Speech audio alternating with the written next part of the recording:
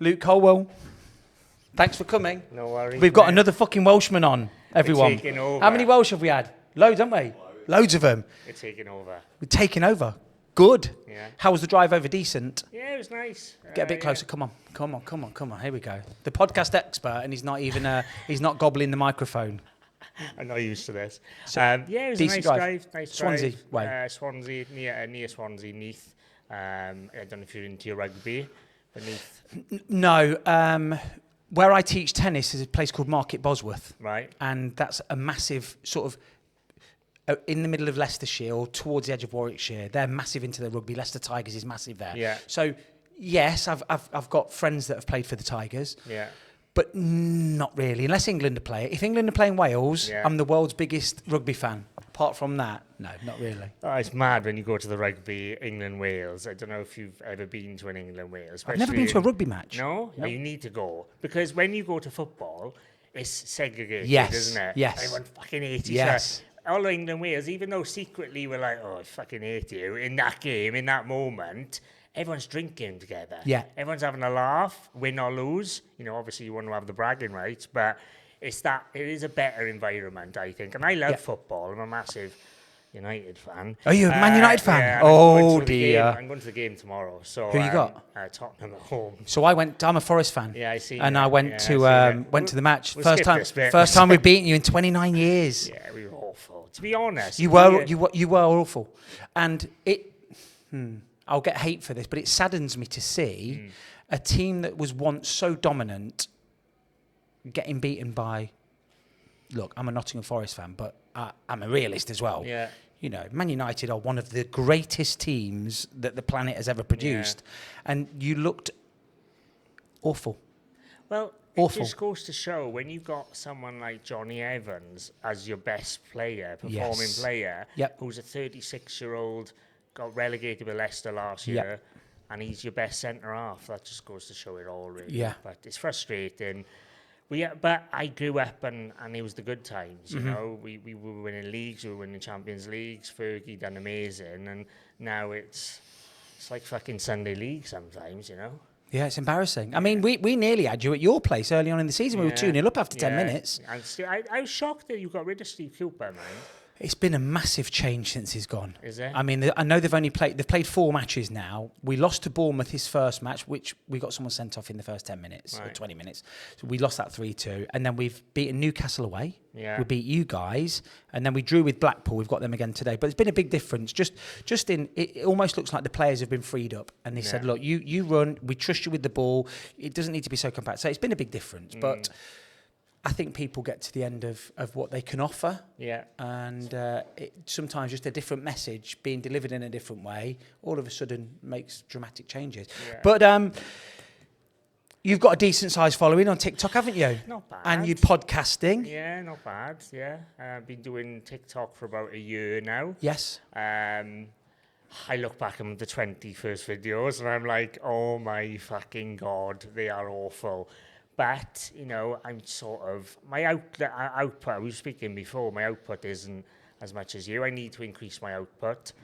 But obviously I've got my other businesses as well that take priority. But I do want to increase my following and increase my output of videos and get better quality videos as well.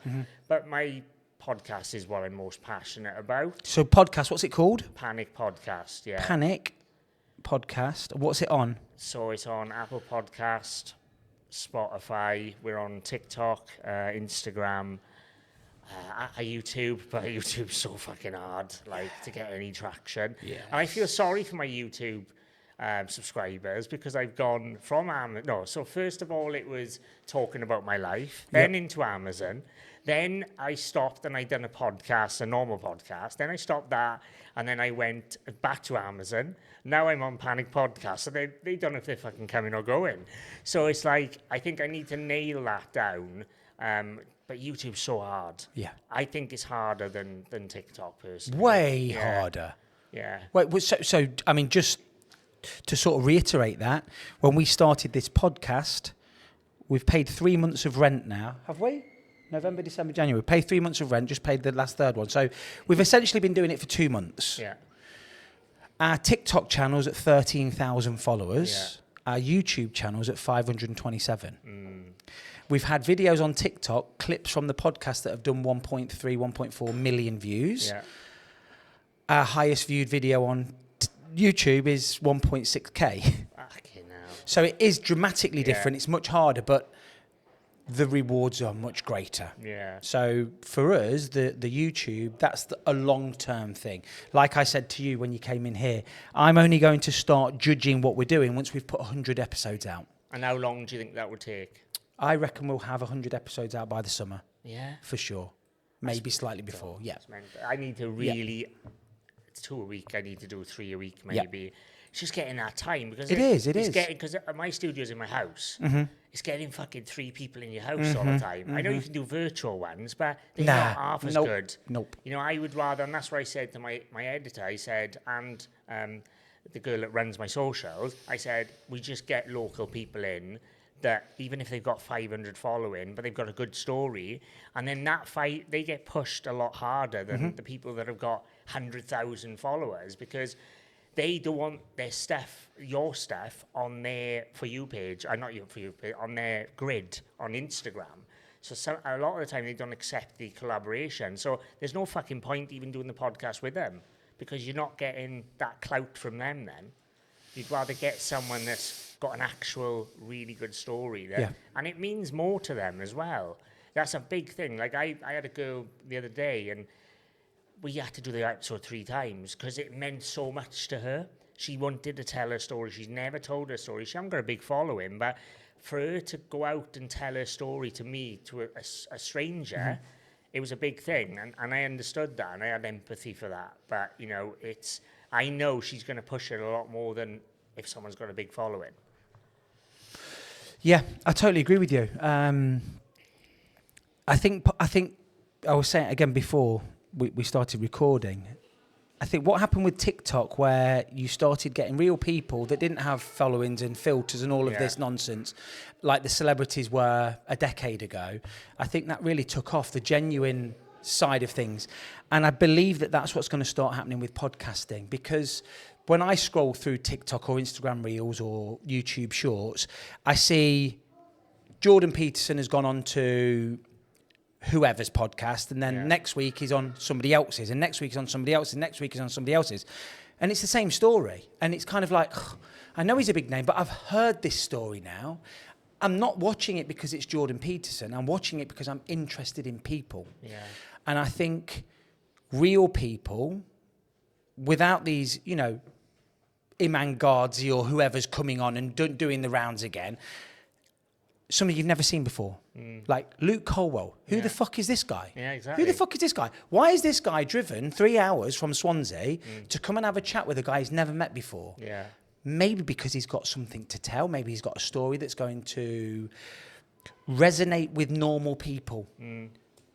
Because I'm a firm believer that 2024, 2025 is about collaborating with people. Yeah. It's about building your team, building your network, squad and network, and working together. Yeah.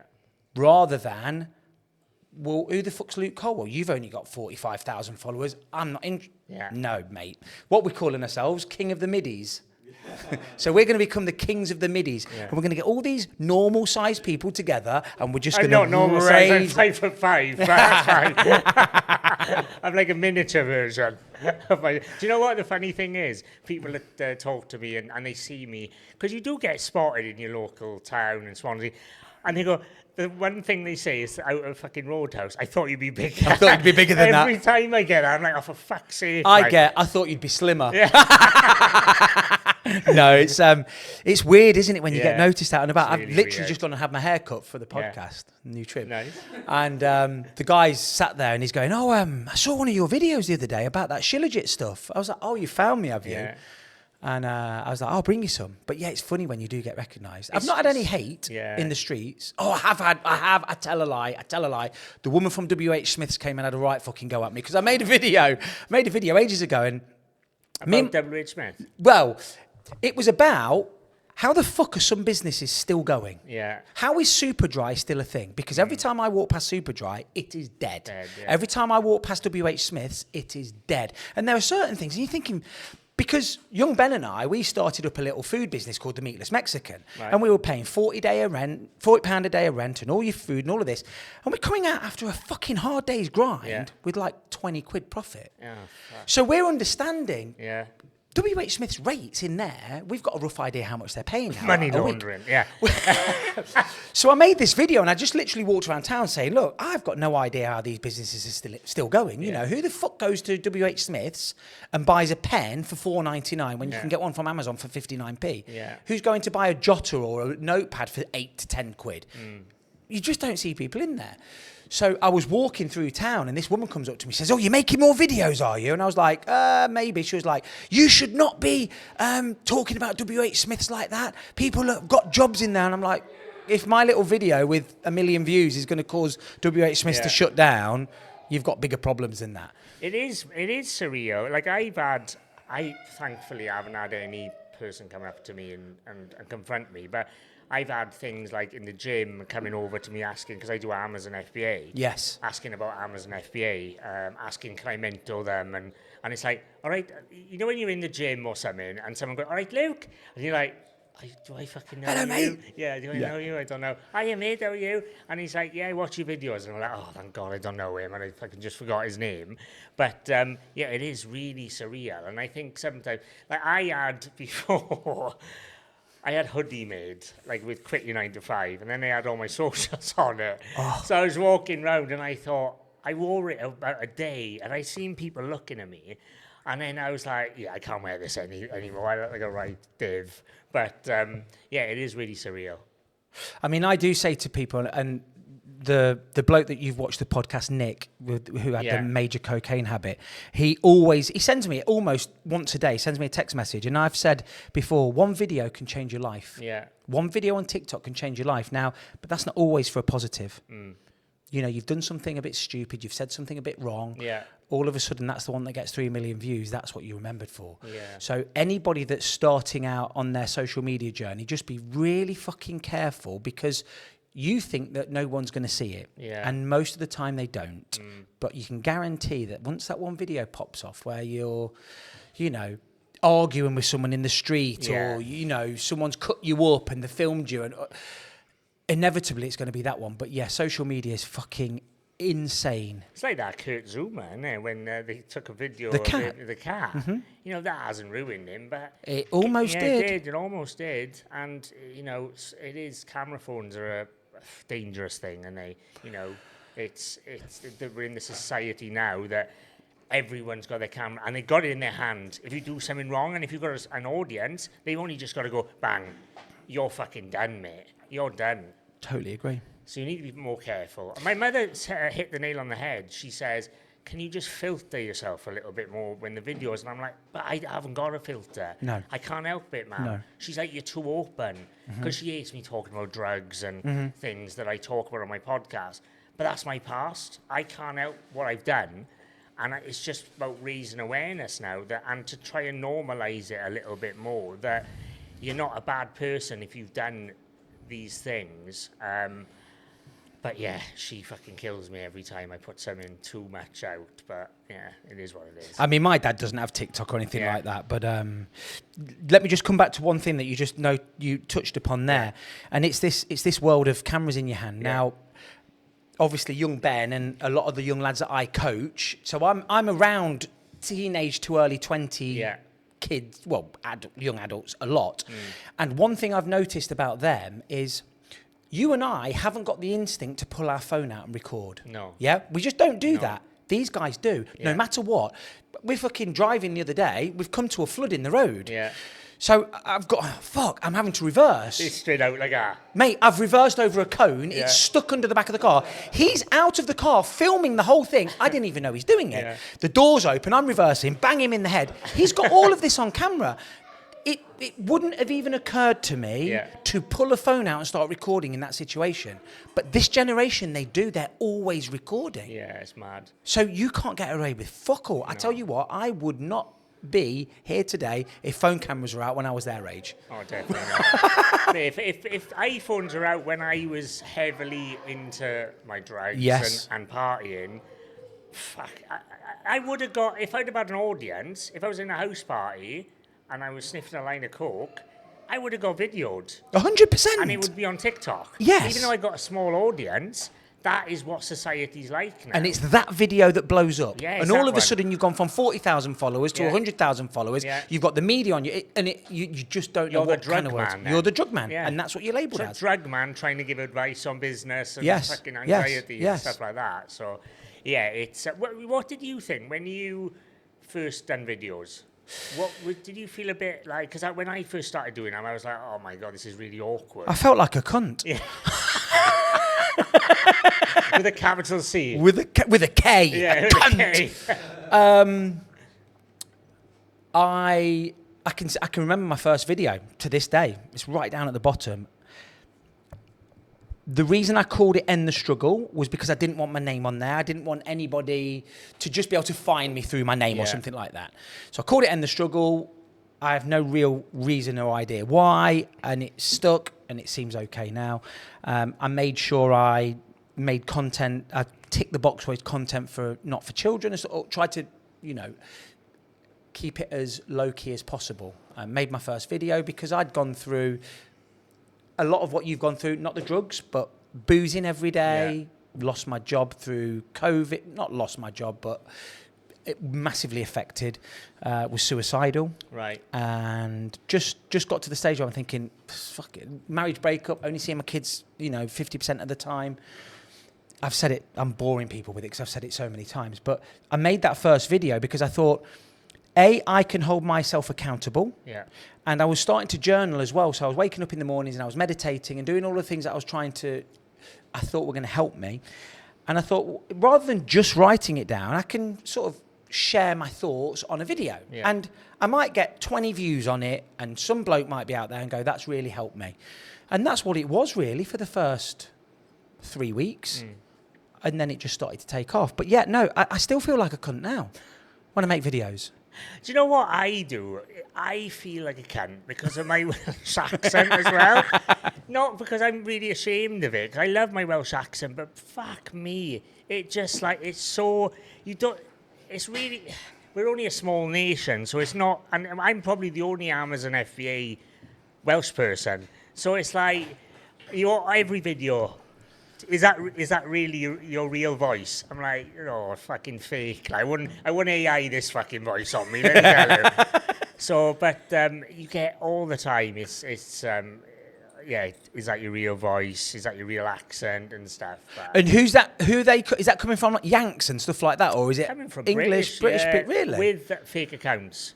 So get a lot, but it's in my community on my TikTok. It's pretty good because if someone puts something on there, my fans, not my fans, the people that I speak to the most or I interact with the most will just absolutely slate them straight away, and then they'll delete their comments or, I leave the comments on there because they don't give a fuck. I got thick skin. I don't really care. I always think, right, if their life is so shit that they're on TikTok slating someone, if I can give them that little bit of happiness from that comment and they can go, ha, ha, ha, and it stops them from doing something, then crack on, but because I don't give a fuck. I got thicker skin than most. So, I always think that way. I've always got empathy towards people that got fake accounts and they're just slating everyone. You see them on everyone's.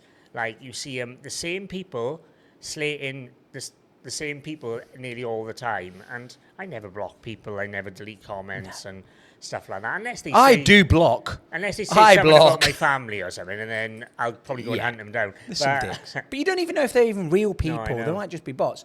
But I've I've got a confession really now to make. I don't really go on TikTok. No. I just post on TikTok. Yeah. I don't read comments. I barely watch it. I watch Instagram Reels more now. Yeah. I barely go on TikTok other than to see how much money I've made. Yeah. And to see... Is that good, by the way? Yeah. Yeah. It's all right. Chat later, yeah? It's all right. It's still up and down now. It's in the beta program. My RPM was £1.10 the other day. It's 85p now. But yeah, young Ben says to me, says, "Oh, have you seen them people in the comments calling you a bellend?" I'm like, "No." Yeah. He's like, "Yeah," because he's sort of running the Pure Waffle TikTok channel. Yeah. We've both got it on the phones, but he's at that stage now where it's a buzz. Yeah. Oh, fucking hell, I've got 13,000 followers and that video's done 1 million views. And so he's in there and he's like, "These fucking geezers are calling you a bellend and stuff." And I'm like, "I've not seen that. I don't give a shit." Yeah. And it gets to that stage. Yeah, it does. You know, you post a video and you just leave it. You know, which is very difficult to do if you're starting new to social media, because you have got to nurture that community. You have got to be in the comments and building that relationship. But look, when you can't respond, you know, if you've got a video that's done 1 million views, you can't respond to everyone's comments in there. But like you've said, your community takes care of it. Yeah, I think with Amazon FBA, it's got such a bad rep anyway, from fake gurus, from lead groups and Discord communities that tell people that they can build a sustainable business with just having the leads from that group. Take us back to the start of your FBA journey then, because I'm really interested in this, because I'm friends with Jack. Oh, Jack the Amazon Club, I like Jack.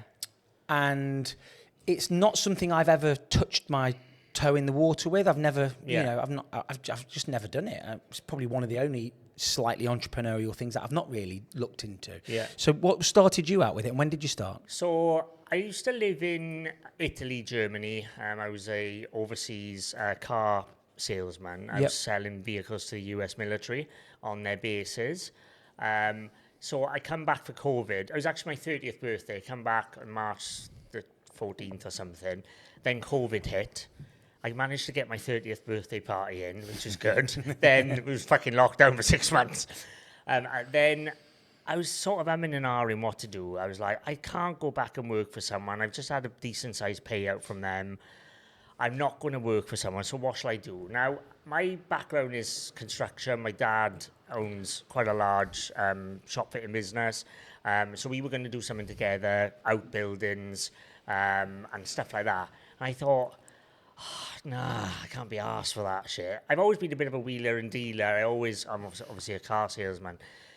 So I come across Amazon FBA private label, and I was like, okay, I might give this a go, but it's a bit of a risk because you've got to buy the products from China, build a brand. It's going to cost. So Amazon private label, what does that mean? Is that a subsidiary of Amazon, or what is it? On Amazon, if you type in kettle, right? Yes. There's loads of brands you've never heard of. Mm-hmm. That would be Amazon FBA private label majority of the time. So if you look at a Love Heart spoon and it's just white label and it's under a brand, that would probably be from China, and that's private label. Now you can do private label from Europe, from the UK, but predominantly it's from China. So I was going to do that. But I thought $5,000, $10,000 to start off is a bit too much. So I wanted to dip my toes in. Mm-hmm. So then I come across retail arbitrage.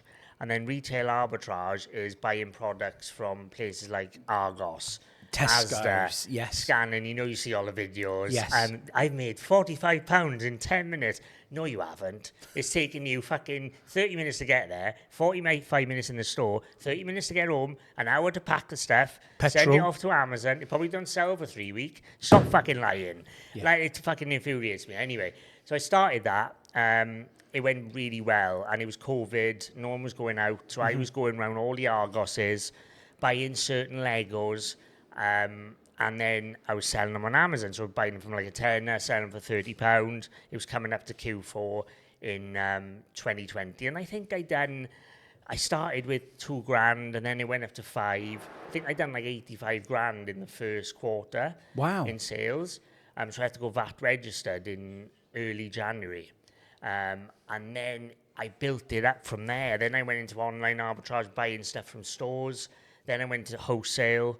And now I've got like a team of like 8 Filipino virtual assistants. Okay. So they do majority of the work for me now, and I just oversee. But it's just become this massive thing that I've never thought that I could ever do. And it's all from just trying something and going out to Argos and buying my first product, dipping my toes in, and then realizing it works, and then going full into it. Now, it's a lot harder than it was. Like, I think if you're starting that way, you're never going to have the success that I had, because at the time that I done it, but it's still a really good business to do if you do it smartly and not do what everyone else does.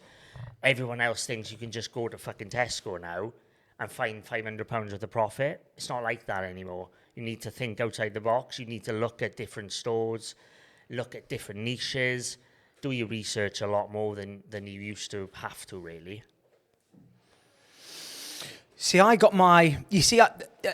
when I listen to people like you, I definitely have this, whatever this is in me, because I can remember Blockbuster Videos? Yeah.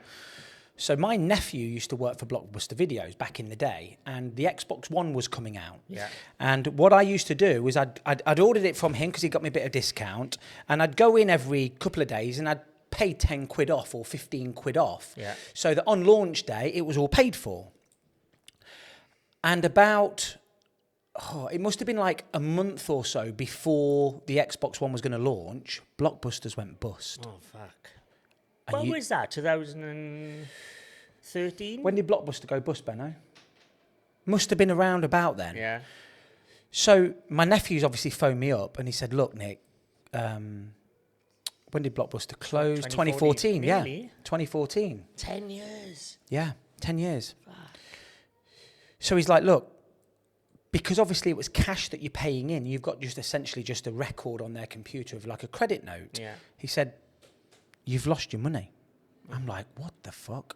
Now, back in 2014, I don't know, what was the Xbox One when it launched? 500 quid or something? It was fairly expensive. So I'm thinking to myself, fuck. So he said, look, come on down to the shop. So, yeah, 429 quid. Yeah, fuck. So it's decent. It's a lot of money back then as well. But it wouldn't have just been the Xbox that I'd ordered. I'd have ordered games as well. Yeah. So I reckon I probably had 600 or 700 quid's worth of money that I'd paid in to go and get it on launch day. So anyway, he said, look, you need to come on in.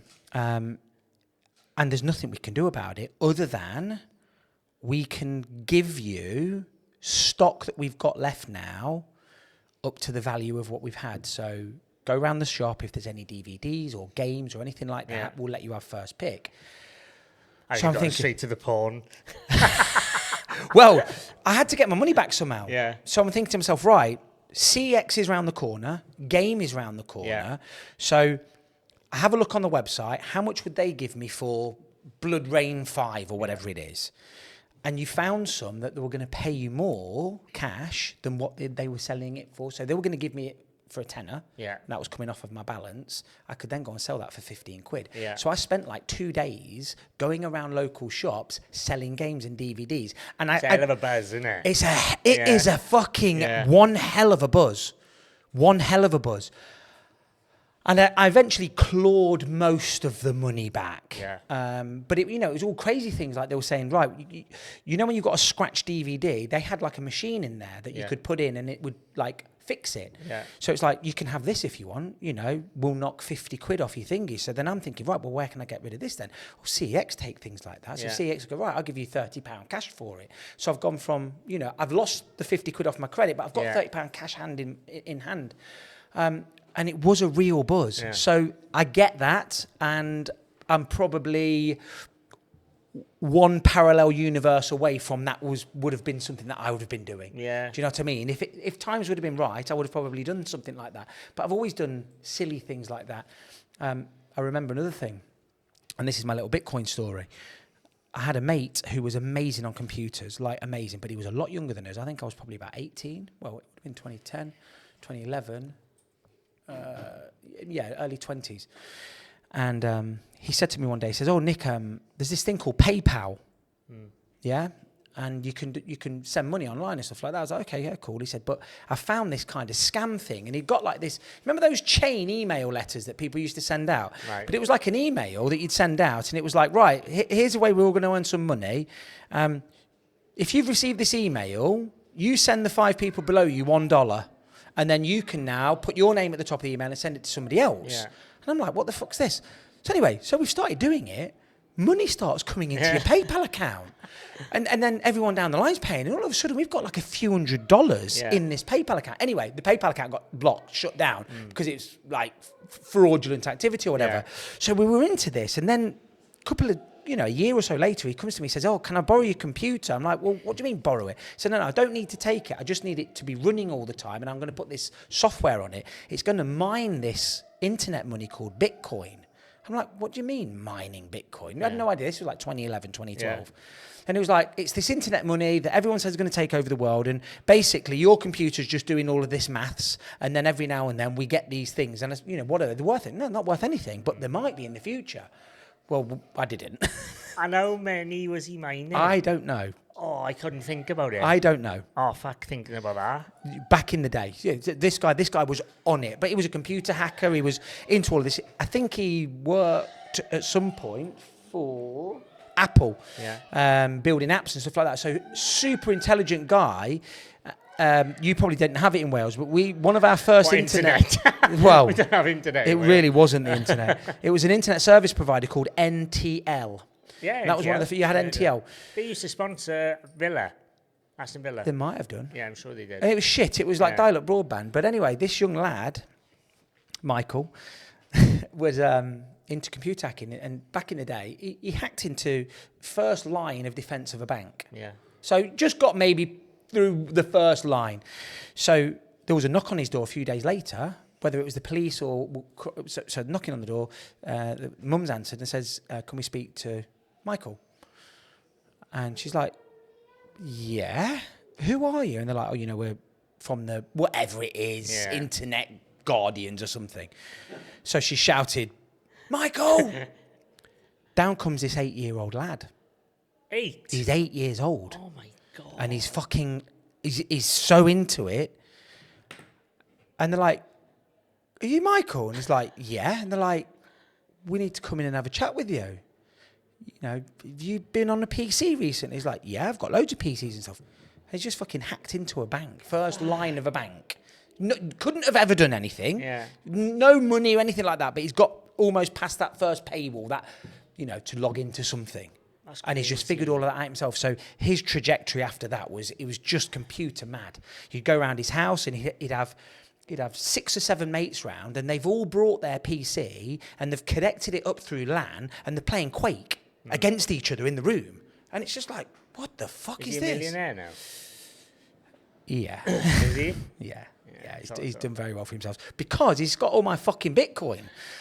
Have you heard about that guy that lost his hard drive in the hard drive in 10,000 the Newport landfill, and he's still looking for it now, isn't he? That's fucking mental. That is heartbreaking, that isn't it? Yeah. What about the guy that bought a pizza for 10,000 Bitcoin? Do you know, I done a video on XRP. I said I sold my XRP for Quant. Yes. I done a trade. And everyone's like, "Oh, you're the new pizza guy." I'm like, XRP will not get to fucking 10,000. Crazy motherfuckers. A man speaking sense. Honestly. I argue with these Bible bashers all the time. It's going to go to $500 a coin. It can't. There's not enough money in the world. No. It's that I think that Lewis, what's his name? Lewis? Anyway, massive XRP guy. And he's the one that talks about that, 10,000 a coin. I've watched some of his videos. It's fucking laughable. It is laughable. Look at the market cap. It's got to go up. What has that got to go up? Like it's nearly 10,000. Oh, for it to get to $500 a coin is more than America's GDP. It can't happen. But you see, the thing is, what you notice with the people that are evangelical about XRP, they also think the Earth's flat. They also think Nisara Jisara is a real thing. They also think Donald Trump is still the president, and there are lizards, and it's all the same bollocks. Yeah, it's all that same indoctrinated crap. And somebody's come in and said there's going to be this new financial quantum system that's being ushered in. The banks are not going to let normal people get rich. No, they're not. They're not. No. They're not. Now, is XRP going to go to $3 or $4 this next bull run? Probably. Yeah. Great. There's much better plays out there, though. There's much better plays out there. I would rather chuck... And I don't really know that much about... I've done a lot of research over the last 6 months with crypto. I'm sort of getting into it. But I would rather chuck... If I'm going to put $2,000 in XRP, I would rather chuck them in 500 in 4 more riskier plays, because the room for You only need one of them to come off, and you've 10, 20 extra money. Yeah, it's mental. And I think it's a dangerous game to put all your coins into one. Like, it's just having one play. It's just, it's madness. Madness. I know someone fairly close to me, not close, but close in a relationship to me. They've got 100 grand's worth of XRP. Oh, God. On a ledger. Hopefully they'll switch it. And they won't switch it. And I'm thinking to myself, God, even if you just chucked a quarter of that into Solana, you're going to 10x that quarter of it. Yeah, there's so many better plays. It's madness. Do you know what? Going back on the Amazon FBA thing, I think because I had some sort of substance abuse problems. Like I never had an addiction, but I used to go out every weekend and go to parties and go out and take cocaine. I think getting that buzz, I was lacking that buzz for about a year. So going into the Amazon FBA thing, and I had the buzz from being a salesman as well, making a sale. I wanted to replace that because I stopped going out and every weekend and, you know, when I was like 30. And Amazon FBA took over then. Getting a buzz of finding something in Argos and selling it for 5 times as much was giving me that outlet that I needed. So I really do think my 20s, a lot of it I was numb and I had no purpose. And it's when I've got 30s, that's why I say 30s are better. You know who you are as a person. Like, since I've gotten 30, I know my purpose. I know where I want to be. I still make mistakes, Nick. You know, I still make mistakes not every day, but, you know, every year or every month or whatever. But I know where I'm going and I know the end goal now. I was just going round. I was fucking flapping round like a bird with fucking one wing, you know, when I was in my 20s. But do you not think your 20s are there to make mistakes? I do believe that, but I think if you're making the same mistake all the time, yes, that's not good. Yes. And you can get into some deep places and some dark places. Who were you surrounding yourself with in your 20s though? I've always had the same group of friends, as in best friends. So there's 4 or 5 of us that we've been through a lot together, been through the same sort of stuff together, and we've always had each other's back. But I've had other friends that weren't good for me. But it's not their fault. It's all on me. It's all on me as a person and why I used to put myself in them situations. I know if I went out in my 20s that I'd be taking cocaine. Now, I know I wouldn't because I've got that different mindset and I don't go around with every fucking Tom, Dick and Harry. You know, so I think it's making better choices in your 30s. I don't know. I just think it is harder in your 20s to keep making the same mistakes all the time. It's interesting what you've touched upon there, and poignant for these young lads actually, because I'm really passionate about educating this age group, 15, 16, 17, 18, 19, 20. Yeah. And every single successful person I've had on the podcast so far and spoken to in depth somewhere else, every single one of them have all said, I fucked up this, I fucked up that, I did this, I was with the wrong people, I met the wrong girl, but ultimately every single one of them decisions was my fault. Yeah. As soon as you take responsibility and stop blaming others, that's when you start to become successful. Yeah. Instead of, so again, my background's tennis. Young Dylan's come off the tennis court, he's lost, and I'm not saying that he says this, but these are the kind of things you hear. It was too windy today. Yeah, excuses. The balls didn't bounce. The court was slippy. The second they get over that and go, all of those things are true, but I didn't take responsibility and deal with him the right way. As soon as they take that step, that's when everything changes. Yeah. Stop feeling sorry for yourself. Yeah. It was fucking windy for that guy as well. Yeah. Yes, your strings were shit. Yes, whatever, but deal with it. And if you don't deal with it, you're probably going to lose. And it's the same in life. Yeah. You can't carry on blaming. Wow, if I'd have not met that person, and if that person hadn't have introduced me to coke, and if that person hadn't have dumped me at that stage, get over all of that and say, all of them choices were made by me. Yeah. I didn't have to put that powder up my nose. No. I didn't have to sleep with that that woman that's married. Yeah. You know, when he's coming on, knocking you down on the front door and punching your nose in, Yeah. that's your fault. Yeah, it's definitely your fault. It's definitely your fault. But it's easier to... Victims. It's easier to put the blame on other people when you're in your 20s. Yep. Because you're in denial as well. You're like, I'm all right. It's the other people around me. It's not the other people around you. It's yourself. It all radiates around you. And I think the sooner you realise that, the better. You can make better choices. I knew a lot of the people around me weren't good for me, my personality, but I still went out with them every week. Because you felt comfortable with them. And ultimately, they did have my back. As in, they would have my back. 100%. But they just, our personalities, they would just clash, and it was just a bit of a car crash together. When you surround yourself with people that are all looking to grow, it's a really healthy place to be. Yeah. But quite a lot of friendships, particularly in those late teens and early 20s, you surround yourself with people that are just happy to be getting fucked up there and then. Yeah. Let's get pissed up. Let's get a bag in. Yeah. We're all hanging around with the same group of people. We've all been through the same group. Do you know what I mean? It's that tight-knit, and it's comforting and it's familiar. Yeah.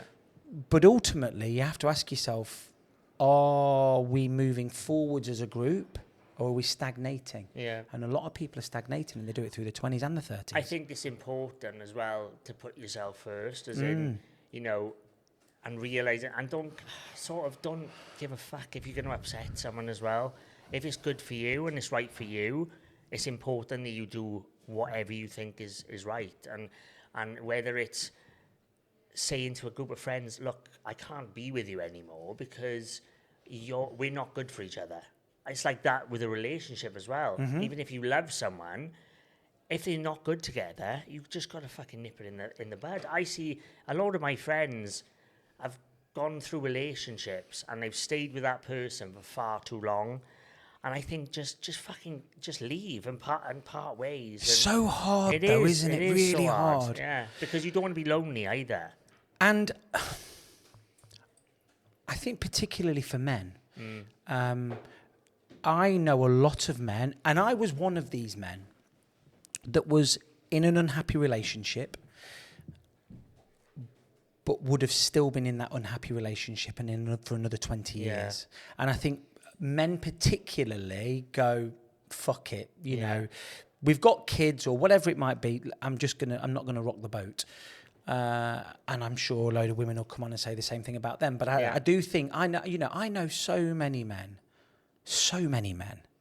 that they're just kind of, this is it now. I'm 45, 46, 47, 48, 49, Hopefully 50. we'll retire at 65. We'll get on a little bit better. Yeah. Go on a couple of cruises. We don't talk. No. We never have sex. Don't sleep in the same We bed. don't sleep in the same bedroom. But this is it now. Yeah.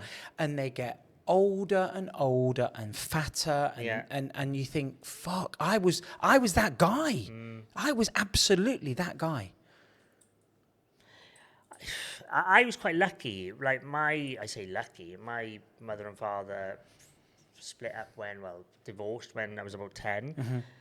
But even at a young age, I didn't understand it at the start, but I seen how happy my mother and father were straight away. Yeah. That has put me in good stead for that, because I'm like, if I'm in a relationship that I'm not happy, I can be a little bit cutthroat then, because I know ultimately that I'm going to be happier if I'm not in it. And they're like best friends now. They're really good friends. And I think that your happiness has got to come before anything. And I think I haven't got kids myself, so I don't understand, if you stay together for the kids and stuff like that. But you have to put yourself first. Yeah. I mean, the hardest thing for me since my breakup, and still difficult to this day, was I wanted more than anything to be a dad. Yeah. That's what I wanted to be. That's what I was put on this planet for. I wanted to be a dad. And going from being a full-time dad and being there every Christmas, and every birthday and every detention that they've got and every spelling mistake to only being there half the time at best. And the other half of the time, there's another man that's experiencing some of that. That, for me, was the hardest thing. Now, some blokes aren't bothered, and they're not bothered if they only see their kids every few days and this, that, and the other. So, but for me, and that still is the most difficult thing. Waking up on your birthday. I used to love Christmas morning. You wake up, both the kids would come into mum and dad's bedroom and they'd sit on the bed and they'd bring their stocking in and they'd open the presents. That was it for me. That was the pinnacle. Not necessarily the lack of a relationship with the mum or anything like that. That was it. And that's, and that's really fucking difficult. And you'll never replace it. No. Do you think as they're getting older, it'll get easier though? Yeah. So my girls are, one's late teens, one's early teens. Of course it will get easier. And I think I'm lucky that we had those best years when Christmas was magical, when birthdays were magical, when they've made you a Father's Day card at school and all of those things that I've had all of that. Yeah. But you just, I worry sometimes how much of an impact mentally it's going to have on them. Yeah. Because you just don't know. You just don't know. Because the relationship I had with their mum wasn't arguing and abusive, anything like that. Yeah. They were shocked when we split up. What do you mean? It wasn't as though we're arguing every day and it's like, we could kind of see that coming. So I think that was a big shock to them. And you just, I'm an advocate for tough times create really tough people. Yeah. But I'm equally hyper aware that it can have a detrimental effect long term. But look, that's what happens. You don't know. You just don't know. It just depends, I suppose, what character. My Welsh accent, I struggle with some words. Characteristics, perfect. Better than my English accent. Put my teeth back in now. Do I have an accent to you? Yeah, it's like a Leicester accent. Is it? Because it's so weird, isn't it? Yeah. I don't you think we do. You sound a bit like Mark Selby. You got that sort of Mark Selby. Mark Selby, was he a boxer?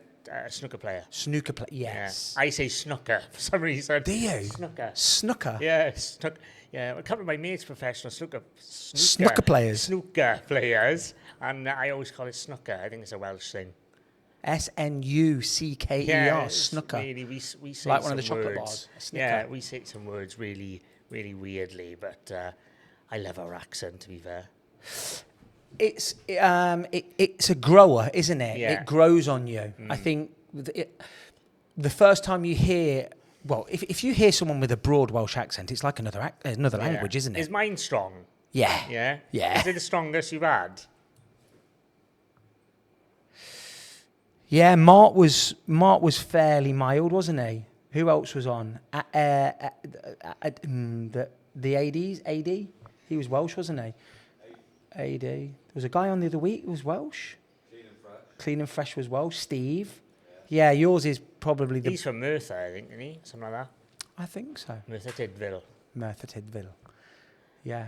But I like when I went travelling to Asia for like 6 months, and the Thai and they were like, Didn't understand it. And then we were like, I was trying to do more of a, more of a English Hello, accent. don't you know? Hello, darling. How are you? But it was just coming out, and especially when I drink, it goes more. Yes. It's like, all right, but it's like proper valley sort of talk. Yeah. But I wouldn't change what were you doing in Thailand, may I ask? Seeing some friends, that's all. Was there a lady boy involved? Might have been. I might have gone skiing. So I've had a couple of podcasts with a couple of blokes on here, and actually I'm getting the TikTok ranters coming on, and he's like, a couple of these lads like, yeah, when you're out there, you definitely shag a lady boy, and I'm like, I don't think I will. They're like, honestly, you will. Do you know what, Nick? Right? You will. No, but they look like women. That's what they're saying. Like, even better in a lot of cases. Unbelievable. Like, but they've got a so cock. Beautiful. Yeah, I know. You got a cock. Yeah. I've never undressed one, to be fair, but they're Do they make it obvious to you at the start? So because and again, I'm boring people. I've been married in long-term relationships. I've never been to Amsterdam. I've never been to Thailand. I've never done any of that. But I've got mates that have been there, and they're like, you're in a nightclub, and you are just surrounded by these gorgeous Thai women. Yeah. And you just think that they're punters, but actually they're working girls. Yeah. Do they make it clear that they are a ladyboy, or are they leading you down the yellow brick road? Well, I suppose it depends how many drinks you've had. But they don't make it obvious. But I haven't gone down that road with them. So I don't really know. I've spoken to some, and I've noticed. You've got to have snogged a couple. No, I never snogged one. Really? No. Like bastard. Just wanked one off, that's all. Did he have a big cock? Not as big as mine. That's fine. That's what I wanted. But anyway, away from the lady boys, have you been to Thailand? I've never been. No? No, never ever been. It's beautiful. I love it. So I started in Vietnam, then I went to Cambodia. Yes. Then I went to Philippines, Thailand, Laos, Singapore, Bali. Bali's so overrated. It's funny because my daughter was saying to me the other day, she was saying, I really want to go to Bali, Dad. Oh, and so I was like, overrated. I think it's overrated and it's been rinsed on Instagram and whatnot. A lot of people say that. Oh, it's unbelievable. Like, you know, when you look at Bali, right, it's beauty. One angle is beautiful, right? Yeah. You look to the left and there's a dead cat on the floor and surrounded by fucking flies and there's shit everywhere. You know, it's like that. It's picturesque, but then it's shit. You know, I wouldn't go back to Bali. I'd go back to Thailand. I'd live in Thailand. I'd probably live in Bangkok. I really like Bangkok. There's urbanizations in Bangkok that is unbelievable. How long was this tour of? 6 months. 6 months? Yeah, so I'd done like 2 months in Thailand. I'd done a month in Vietnam. I'd done 3 weeks, 4 weeks 3.5 weeks in Bali, 3-4 weeks in Philippines, and then days in Laos and Cambodia and stuff like that. Were you backpacking and things like that? Is that what you're doing, like going to hostels and stuff? No, I went to hostels. No, fuck no. Because I was still working, so I had my laptop.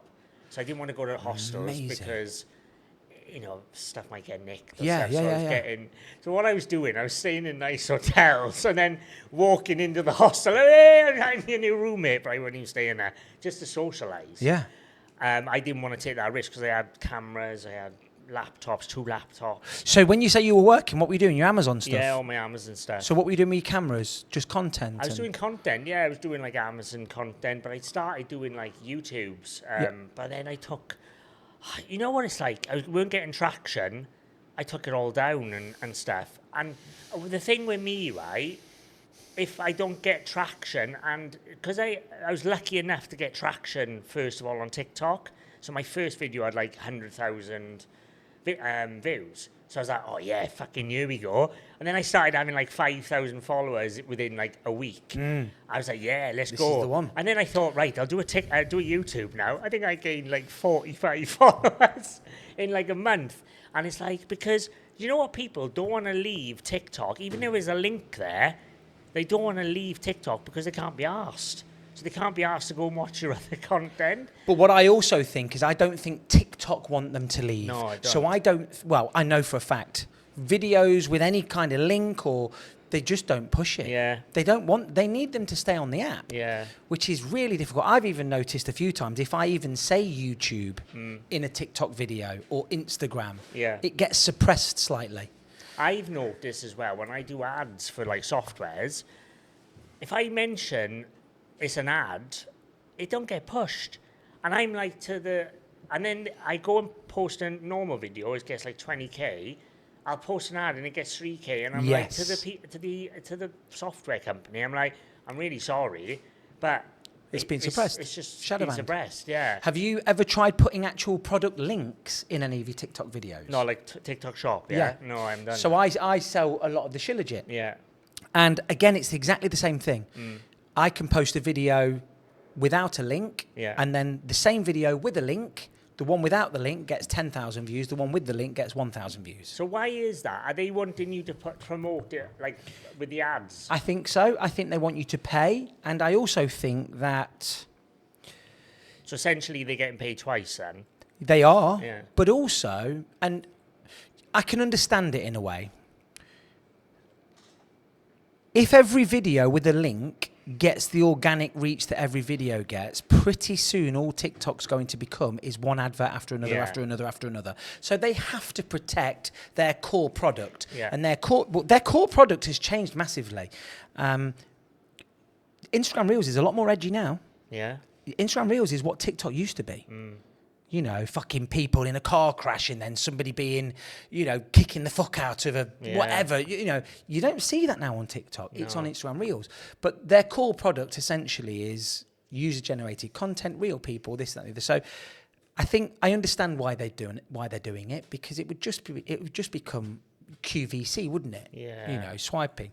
But yeah, it is mad, really. I've never done the promote thing, but I'd be interested to see if I put a link to maybe the software in, and I promoted it, I wondered if I would get more sign-ups. A million percent you will.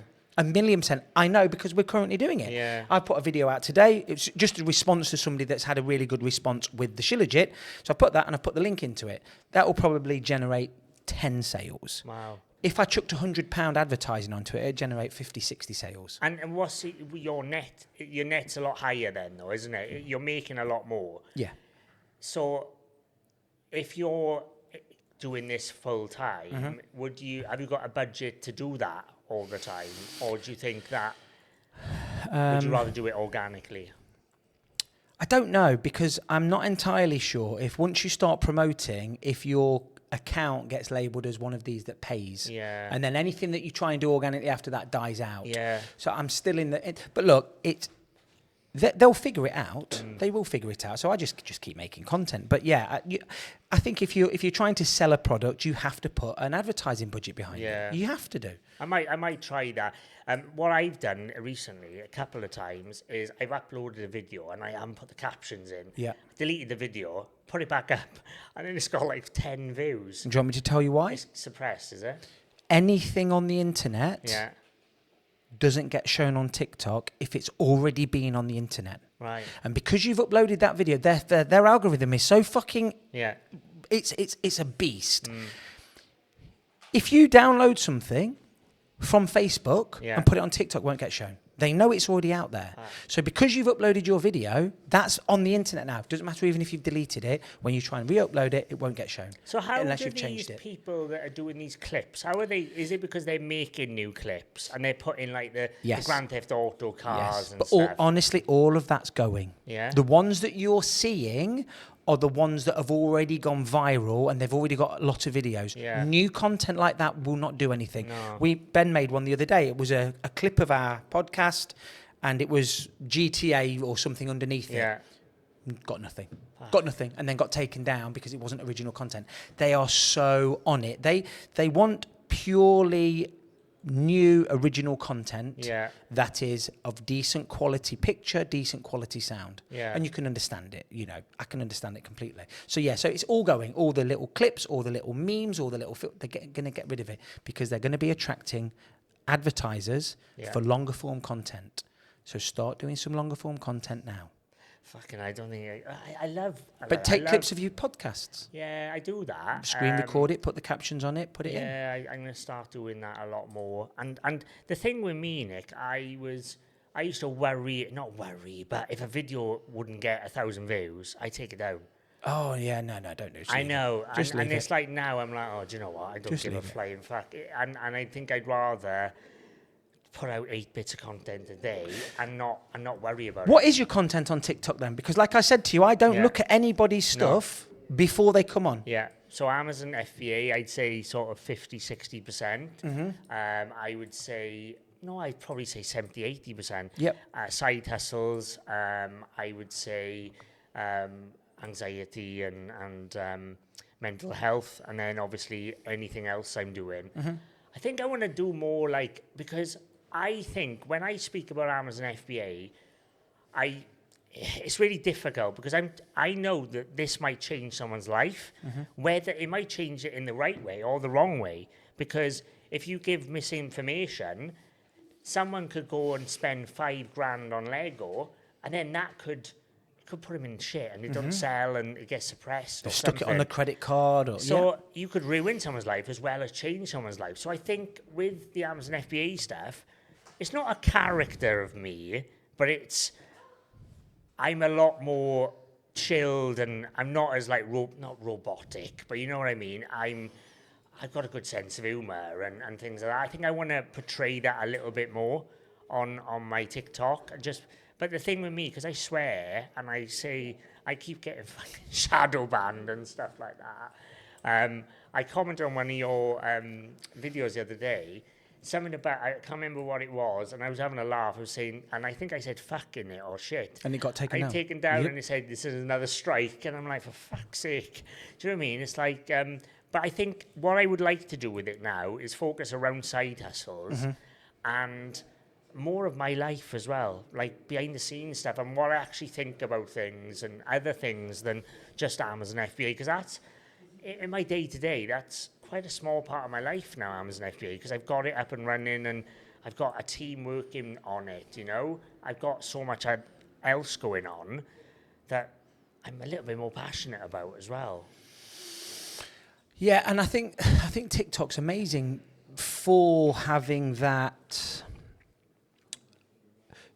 not too niche content. Yeah. You can talk about other things and branch out, and you can start to train the algorithm to go, actually, this guy is into the gym as well now. And you know, whereas I think a lot of other social platforms are, once you're niched in, it's very difficult to get out of it. But yeah, I mean, it's important to, I think you've got to have a social brand, a personal brand on social media going forward. You 100%. Have to do.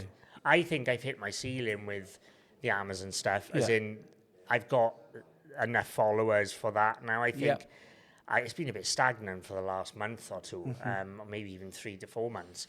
So I need to branch out and I need to go and hit other markets. And that's why I want to talk about mental health as well, because that's such a massive market, not market, but you know, a thing to talk about, a niche.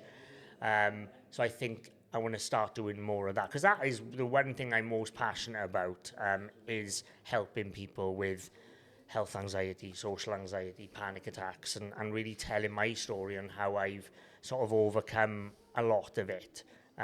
Still get anxiety every day, don't get me wrong, social anxiety, health anxiety, but I haven't had a panic attack for like over a year. So, and I think doing the things that I'm doing has really helped me overcome them. When did your mental health issues start then? Can you remember? Is it something you've always had? I think I've always underlyingly had them, but I think they've got worse from, like, I would say 25, 26 onwards. And that was really at the peak of my substance abuse. Some days I would just lay in bed, and I used to work for my dad, and he'd be on the phone, and I'd just be like, I can't move. I used to work away. It's like, you've got to go and pick the boys up. I'm like, I just can't move. And I think I've had so much from that. And it was such a hard and difficult time in my life. All of my own wrongdoing, by the way. But I think it's just radiated from there, and it's just come from that. And I think especially the panic attacks and the social anxiety, and I think I've just had health anxiety from them two things as well. But then the health anxiety is probably the worst one I've got now, because that makes me have panic attacks and social anxiety. It's a bit of a spiral and a fucking washing machine, really. It's a complicated one. I mean, I completely resonate with you. I've suffered that kind of stuff, I think, my whole life. And I've made a couple of videos on it, spoke about it on the podcast a couple of times. When my marriage broke up, I went to the doctor, said, look, I'm feeling shit, this and that's happened. And he gave me something called sertraline. Yeah, I seen the video, yeah. He gave me 50 milligrams a day. And this is what makes you laugh about TikTok. I say, it changed my life pretty much straight away. And then people are going, you're talking nonsense, it takes at least 4 weeks to get into the system. Look, I'm not being completely...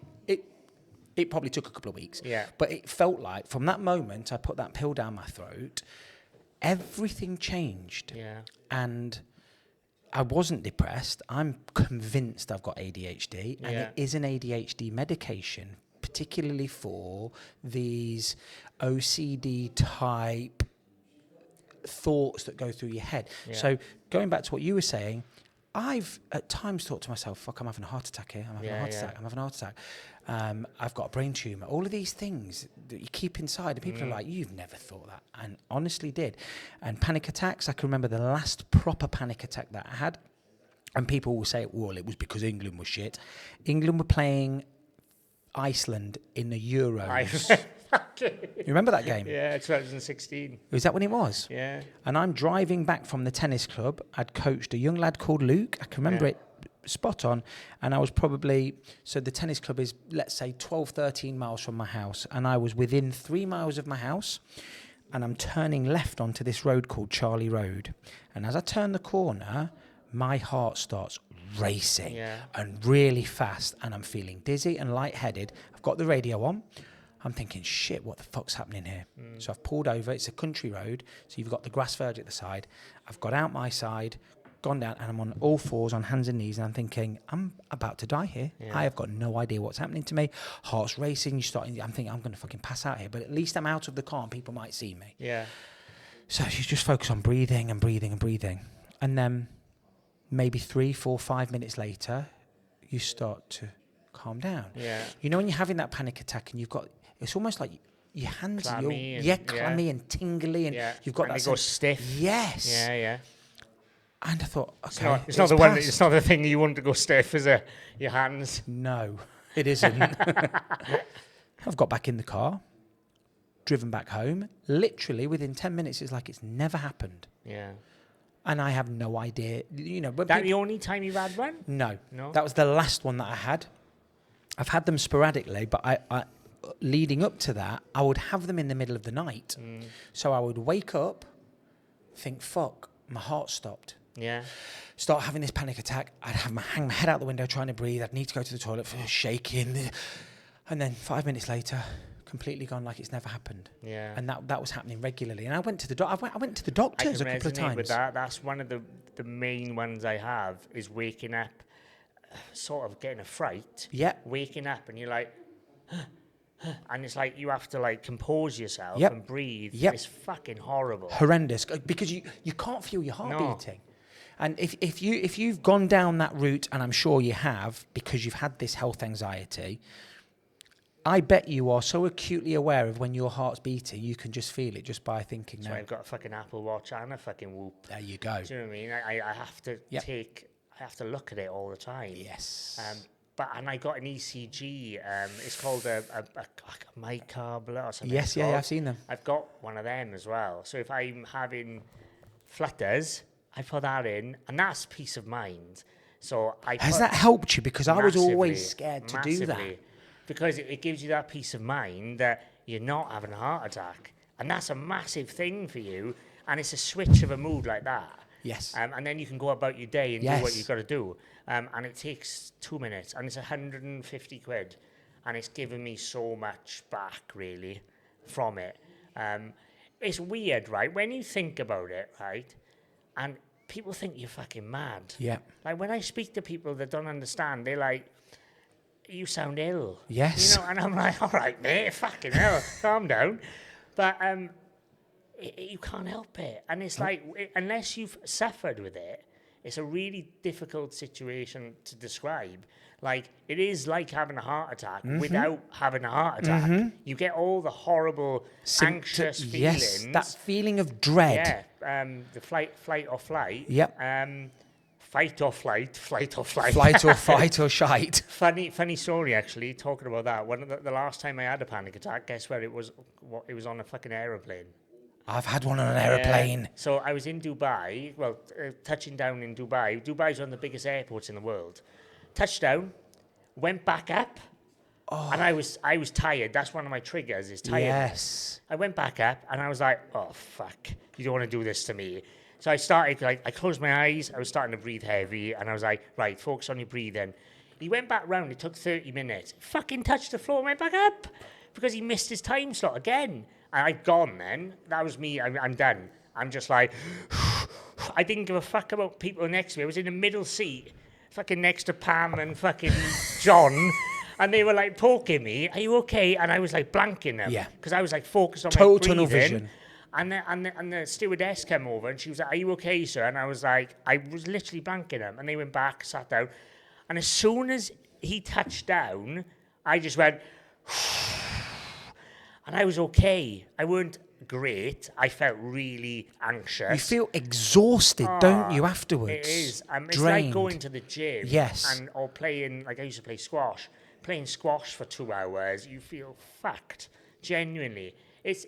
I wouldn't put my worst enemy through a panic attack. And you might think, oh, he's over-exaggerating there. It's not. It's horrible. It is. And it all comes from something. It all resonates from something in you that has sparked it. And it's about finding what that is. For me, it's health anxiety. I know it is. Or it's tiredness, lack of sleep. So if I've had lack of sleep, or I feel that if I have a twinge in my fucking shoulder, or my heart, or if I have a twinge in my stomach, I'm like, oh, I'm going to die. And then that goes on to a panic attack. It's a fucking horrible spiral. Horrendous. Do you know what? It makes me who I am, right? And I can speak about it openly on a podcast, on social media to help other people. But there's a lot of people in denial with their mental health, and they're too scared to admit it and speak to people about it. They need to do it. We need to fucking normalize this shit. Because I would say, I don't know the percentages, but I would say maybe 80% of people have suffered with some sort of mental health. Yeah. You know, at least that, I would say. Or if not them, maybe a family member. It's about time we normalise this shit. And we talked about it more openly. And that's hence why probably people like us have got podcasts and social media accounts. No, you're absolutely right. I'm not an advocate at all, and I'm not paid by Big Pharma, and I've got no ulterior motives, but I haven't felt like that once since I was on the sertraline. Yeah. Not once. I wasn't depressed. Yeah. It was all... I haven't woke up in the middle of the night. I haven't had a panic attack. I haven't given a fuck about... You know, everybody gets that little twinge where your heart just skips a beat. Yeah? That happens all the time. It's like, whatever now. Yeah. And it used to consume me. And I haven't felt like that since. Yeah. So I'm not entirely sure if that's right for everybody. I don't know. And I get a lot of hate for it if I speak about it on TikTok. You shouldn't be fucking... Look, it's fucking changed my life. Yeah. It's slowed my thought processes down. It's made me stop worrying about everything. I just thought that's what normal people were like. I thought if I'd text you and I'd put 2 or 3 paragraphs, and look, I'm the world's worst for this. I'd put a couple of paragraphs and you just reply yes. Yeah. All of a sudden, I'm overthinking. Yeah. Fuck, what have I done? What have I said? When's the last time I met them? Did I do this? Fucking hell. And you start building this entire story and narrative up in your head just from one text. Yeah. And now it's like, yeah, they're probably driving. Just doesn't even enter my mind. Just got anymore. that more clarity. Correct. That's why I do voice notes, mate. If I do voice notes, if I ever voice note you, I'll do like a fucking 5-minute voice note. I use voice notes as an output for me now. Like, and I'll voice note people just to get stuff off my mind. Like that helps. Like talking about things to people is the fucking number one for me. Like I've never done any medication or anything. I'm you know, touch wood, I haven't got to do it either, you know, even though I think it probably would help. But for me, talking is my medicine. And I get something out of talking about it like this, because you're going to help, even if you help one person, it don't matter about the rest and what everyone else says. As long as you know you're in a good place and you're talking about something that hopefully is going to help someone else. And even if it just helps one person, it's worth doing it. Of course it is. Of course it is. But what you'll find on that journey, it isn't one person you've helped. No. It's hundreds. Yeah. The amount of people that I'm getting messaging me now, people that I know, people that I don't know, saying, look, you know, I'm struggling. Yeah. I'm really struggling with this. I'm really struggling with that. It's too much for one person to be able to deal with. It really is. So as you start putting yourself more out there and the content starts coming out there, you're going to find it does take its toll on you. It really does. I get that because I spoke to my friend about this. My podcasts they're hard on me sometimes. Yes. I had one the other day and we had to do it 3 times and that was fucking hard because her story was heartbreaking. Yep. And I had to go through that 3 times. And I had to check in with myself at the end and I was like, am I okay? Like that, I feel fucked. Like, and I feel like when I want to help her so much, and I know I will help her for putting that content out, but I just found it so hard to take all that. And sometimes if you're doing something like this, you have to think about, fuck, you know, sort of what content you're doing. Like for me, I can't do that every week or every podcast. I don't know what sort of place I would be in if I had to do that every week. Because some of these stories are so fucking heartbreaking. And I'm a caring person and I show empathy and I'm a loving person. So, and I really take it all in. And sometimes it's really hard. Like I do want, because I'm quite a humorous person, I like to have a laugh. And I think sometimes you should have a laugh, not a laugh at mental health, but there are funny things in the whole mental health journey, especially in my journey, like, and other people's as well. I think I want to bring that more because I just don't want to do a serious, really deep one every single week because I got to put my mental health first as well. It's interesting what you're saying there about the humour linked to all of these things. I've done 2 podcasts in the last week. Both of them have been soldiers. One of them was an elite sniper in Iraq. The other one was Afghanistan, was it? The farmer? Yeah. And both of them said at some point during the podcast, I'm sure it was recorded, definitely with the sniper, that one of the ways that they find that they can deal with the trauma of the things that they've gone through and they've seen is by making fun of it together and laughing and joking about it, but not in almost like a dark humor kind of way, because how do you process all of that? And it's a little bit like what you're saying, you know, you've got people sat 1.5 meters away from you that are unloading some of the most horrendous tales of trauma and tragedy and just a shit life, and you're almost a sponge, aren't you? Yeah. And sometimes if you can have a laugh about it, you know, sometimes like, fucking hell, I was completely you off my have to read the fucking room though, because like I've tried doing that on a few occasions, and it's like it's gone down really like quite cold, and I'm like, fuck. And that's why I want to get people, not that I know, but I want people that it's not that I want people that are humorous and stuff like that, but that can take light of it as well. Yeah. Because I think as a listener of the podcast, I think that's better. Yeah. People don't want to listen to doom and gloom. For 2 hours. People won't want to listen. It's like, hello, this is the Panic Podcast. We're just going to cry for an hour and a half. Pure Waffles on again. I'm going to be fucking suicidal by the end of it. Mute. No. Sponsored by paracetamol. Check out these new ropes B&Q are selling. They can hold up to 110 kilograms of weight. Sponsored by ketamine. Tell us a little bit more about your drug journey then. So Coke. Yeah. Was that the one? Well, it started with Coke and then started with Coke. Yeah. Wow, you just went fucking balls deep. Fuck the weed, fuck the pills, let's go Coke. I remember my first time I done it. I was 21 when I first done it.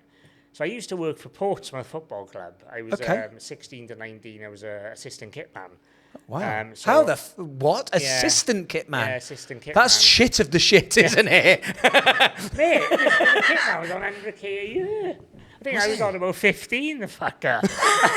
I wouldn't say anything to him. He's about 6'5" and a Welsh fucking champion boxer. But anyway, I went down there. My dad used to play for the reserves and youth team, and one of his friends knew the kit man, so we went and watched training. And we were speaking, he's from Newport, and he went, hiya, boyo. And I went, like that. And I was like, I'm just leaving school. He's like, what are you doing for work then? And I was like, I don't know, I'd probably just go to college. And he said, no, come and work, do a work experience. And then, if you like it, come and work for me because I need an assistant. And I was like, fucking hell. He's a massive bloke as well, scary guy, like. And I was like, everybody's massive to you. I know. He's like that, he was. Come on. But seen those little videos where, just sorry to cut you off, where there's like a little midget or something, it jumps into something, and then the guy's like, boom, just into the cup of tea or something like that, flicks it away. But you know what? I'm the fucking gobby one of my mates. All my mates are like 1 6'5", 1 6'3", 1 6'2", 1 6'1". And I'm the fucking gobby little... What were you doing? In his pocket, shouting at people? You wanker, fuck you. You fuck off, because he'll hit you. But, so I was there for 2 weeks, loved it. It was when Harry Redknapp was there. Wow. We won the FA Cup. Amazing. They went to the Community Shield. I went away to Dubai 3 times with them. Went to every stadium in the Premier League. Newcastle, Man U, Chelsea, Arsenal... in Liverpool. I actually got a funny story. I used to get the balls from the pitch when they finished, and they were pricks, right, the footballers. As a laugh, they just kick them everywhere. Yes. So they knew how to get them. I remember trying to pick up the footballs in front of the cop, and I slipped. And then all the fucking crowd went, "Hey, you sad bastard." What was this? This was like after they'd just done their warm-ups and stuff like that? But what they do as a laugh, because I was really friendly with a lot of them, especially the younger ones like Dave Nugent and people like that, they'd kick the balls everywhere because they knew I had to go and get the balls. So I'd be there with my fucking ball bag, not this one here, but that one, my ball bag, fucking picking up all the balls, and I'd be like, "You fucking wankers," like that. And then when they come back to the into the dressing room, they'd all have a smirk on their face as well. But so I fell in front of the cop. But I was amazing time working there. I bet it was. And I didn't even drink, really. I drank, saying that, we used to go out every Tuesday night. You were only fucking 16. You shouldn't have been drinking. When I was 18, I started going out with them. So they used to go out every Tuesday. So it was like Glenn Johnson, Peter Crouch. Wow, you were in the thick of it, weren't you? Yeah, all the big ones. We used to go out every Tuesday in Bournemouth. And... what was I saying? Yeah, we used to go out every Tuesday. So I didn't really drink that much. So when I went home then, when I was like 19, 20, I started drinking. But I was really headstrong. And I was like, I've just come from a professional environment. I'm not going to start taking drugs. And I remember the first time I took drugs was in someone's house, in my friend's house. And he was like, "Do you want one of these?" And I was like, "Oh, yeah, go on then." I remember doing it. And I on a chair like this, I was on this chair like this for 6 hours. And they were all partying around me, and I was there like that. After what, one line of coke? Yeah, and they were like, "Are you all right, Luke?" And I was like, absence. And then that, for me, was the catalyst. And then every weekend then, for 5, 6, 7 years, not every weekend. Did you manage to get out of your chair every weekend? Just take it everywhere with me. Fucking come on! Finished. But and then, so I started with coke and then went into MCAT. What an awful drug. Smells like piss. MCAT, I've heard of it. Is that yeah, what is that? Is that a snorter or a pill? Yeah, so it used to smell like cat's piss, genuinely. MCAT. Honestly, horrible. And then you take it, and then 3 weeks, like a week later, you still smell it on you. Like, really? It was like that. It come out in your pores. And what's the buzz like on that compared to coke? Similar? Horrific backdrop is what I remember. And the smell was vile, but it was more of an intense head-on, 100%. Where I'm from, the area, and I know a lot of areas, especially in north of England, it was this craze for about 2 years, and everyone used to do it. Like, every single girl that you'd never expect to do it would be doing MCAT. Never done coke before, but they'd be doing MCAT every single weekend. It was a bit of a pandemic, to be honest, like, especially with people like 20 to 25. Yeah, I do remember, not even vaguely, I do remember it being in the news and people talking about it, but it was awful. Never experienced and it was so cheap. That was the only thing. Oh, so it was cheaper It was like than the coke. £10 a gram. Right. So you go out with 50 quid and it'd last you all weekend, you know? Compared to what would coke have been? I don't know, 50 quid or something, 50 40 quid a gram. quid. So, yeah, so you can see if it's going to get you blasted, you got 5 times the amount. I know, and then you'd stay out longer though, Yes. you know, and you'd stay out in the same clothes for 2 days. And like, I remember it was a couple of weeks in a row, I would go, my mother's definitely not listening to this fucking podcast, by the way. I'm going to fucking ban her. But I started on a Friday, got home from work on a Friday, used to work away with my dad, got home on, went straight out, and then I go back home on the Sunday morning, you know, in the same fucking clothes, and then I go back to work on a Monday. Fucking crazy times. But you know, for 2 years, it was such a blur, and I didn't give a fuck. Like, I didn't care about, I didn't get rough, I didn't get anxiety. It was just one of those, because I think I started it later than majority of people that I knew, because they started it when they were like fucking 18, and I didn't start till 21. I sort of was, when they were starting to get all fucked, I was like, oh, this is all new to me, sort of thing. So, but then I had to stop that. I went, like, it was an awful time in my life. Like, I kept going back and forth to the doctors. I was so depressed, all from my own wrong. And I come clean to my mother, and I said, look, I've got an issue here, and she's been amazing. She come with me to get me sorted, and I went through quite a long period without doing it. I got into a relationship that was amazing for me.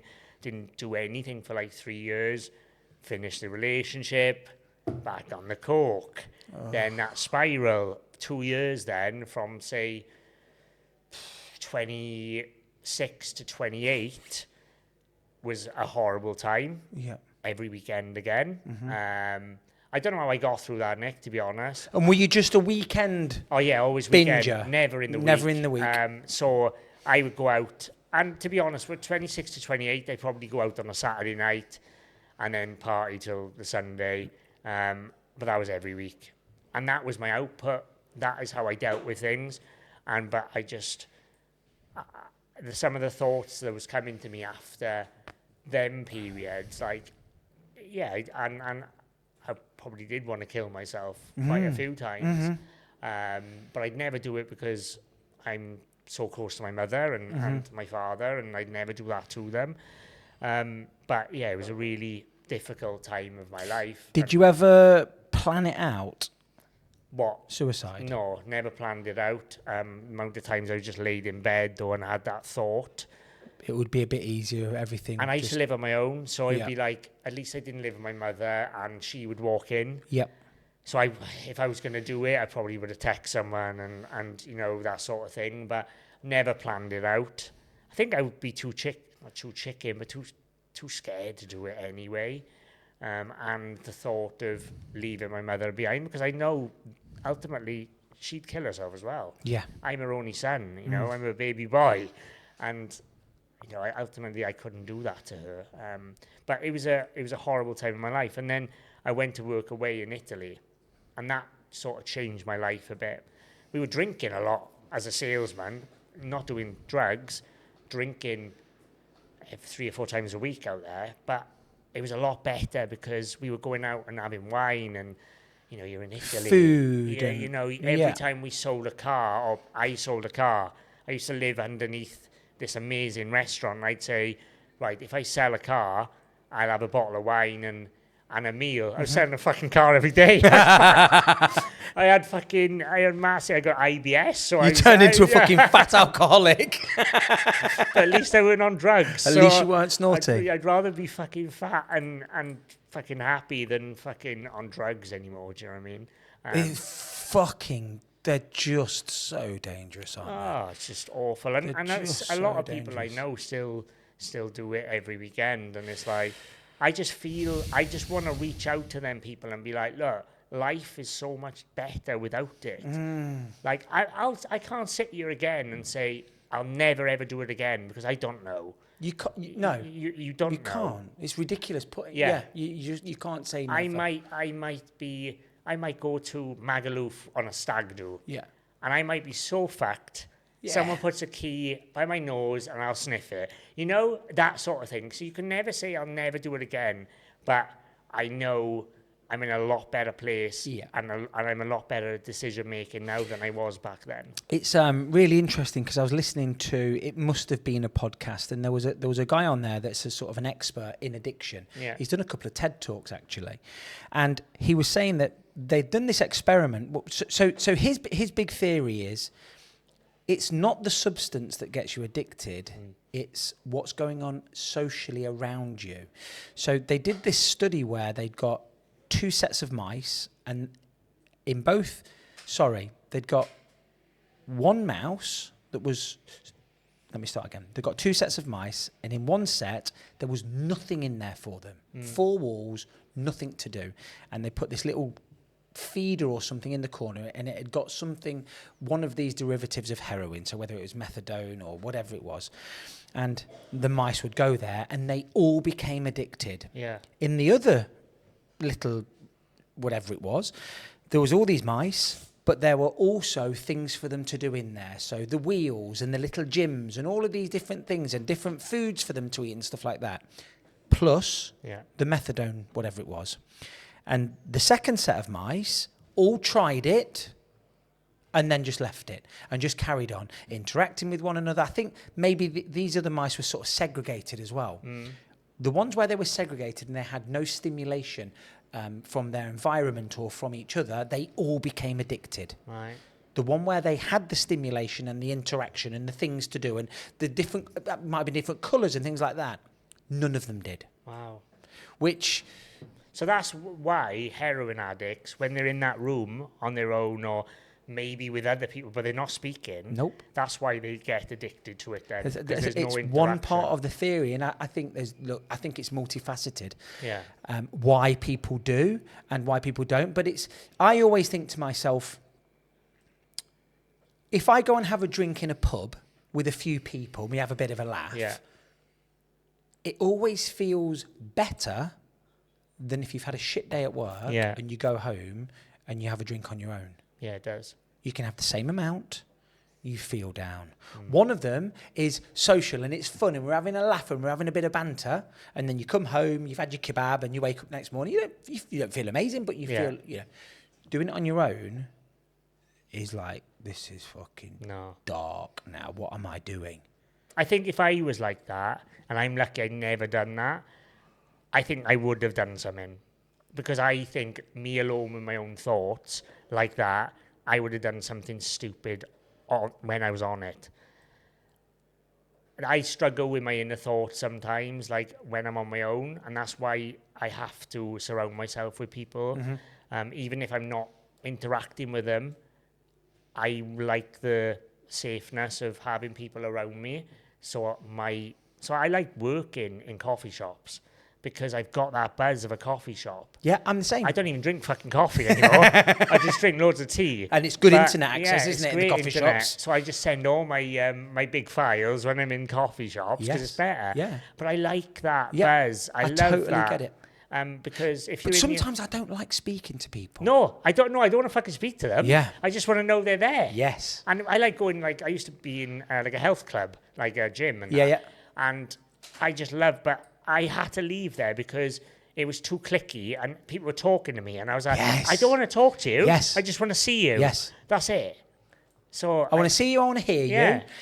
And I might want to quick chat while I go and get a coffee or a slice of cake, but then leave me the fuck alone. I find if you get big earphones and then you just pretend you're on a call or something, people will just stay away a little bit more. But you do look a little bit insane if you're talking to your fucking computer and there's no one there. Yeah, I think we all are a product of that kind of environment, aren't we? And do you know what? I fucking hate speaking on the phone. Hate it. Yeah. Especially hate it if I've texted somebody and they phone me back. What are you like? What are you like with voice notes? Do you rather text or do you voice note? I never voice note, but I will talk to text. Yeah. So I'll talk the text out. No.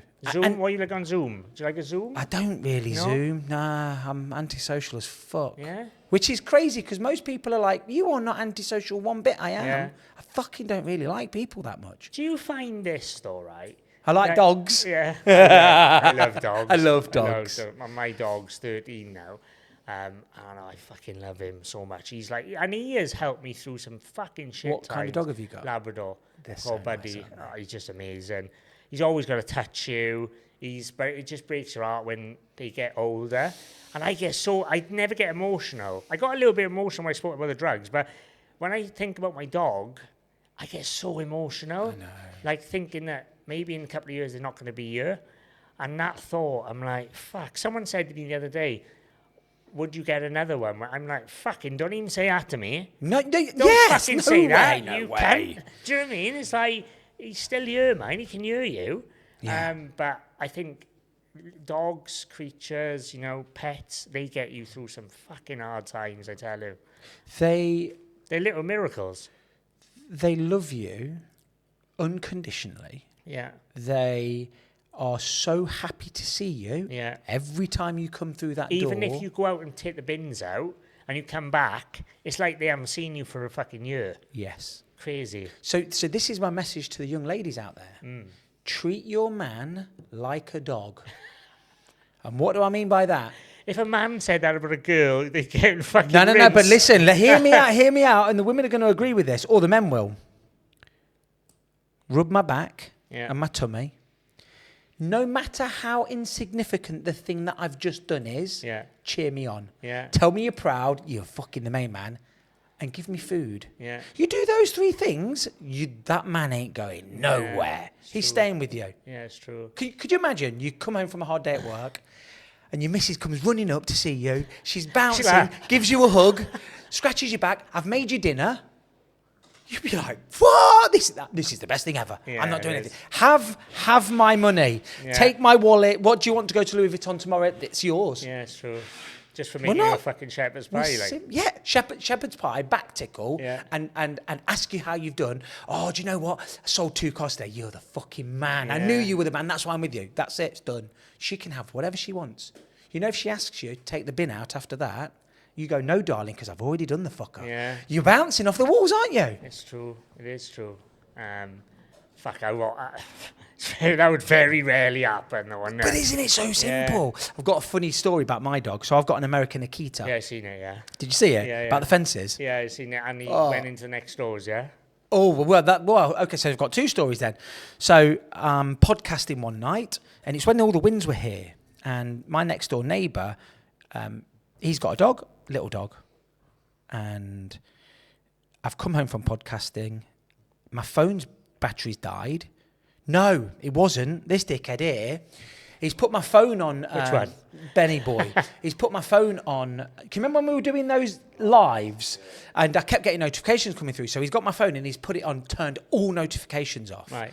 I've forgotten to turn it back on. So I take him back home. We've eaten. I go home. I've been on TikTok for 5 or 10 minutes before I go to bed, put my phone on charge. Wake up the next morning, pick my phone up, no notifications whatsoever, which is not like me. Yeah. There's, as you know, TikTok 99 plus, Yeah, emails, whatever. So I think, fucking hell, see this little thing in the corner. I'm like, fuck, my notification turned off. Switch it on, boof, my phone blows up. I've got a few text messages, actual text messages, and there's not many people that still use text. It's always WhatsApp or Messenger. And one of them says, John, the neighbour.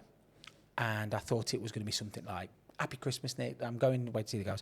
And it was like, sent last night at 9 p.m. Hi, Nick. Heard yelping in the back garden. I go to see what's happened. Kira's in my garden. The fence has blown down and she's got my dog in her mouth, ragging her around. I'm like, fuck. And is your dog, is Kira still in the garden at this point? No. So I got home that night. Yeah. Open the door. She's just at the... Yeah. And she comes and walks in and I feed her and she's fine. So I'm like, shit. I'm just about to get in the shower. I'll come round. So I've gone round and he's like, yeah, the wind's obviously blown the fence down. And he said, I've heard this yelping and I've looked over, come out. Now, this guy's fucking had surgery recently. He's got a bad heart. He's had cancer. So I had to rush out.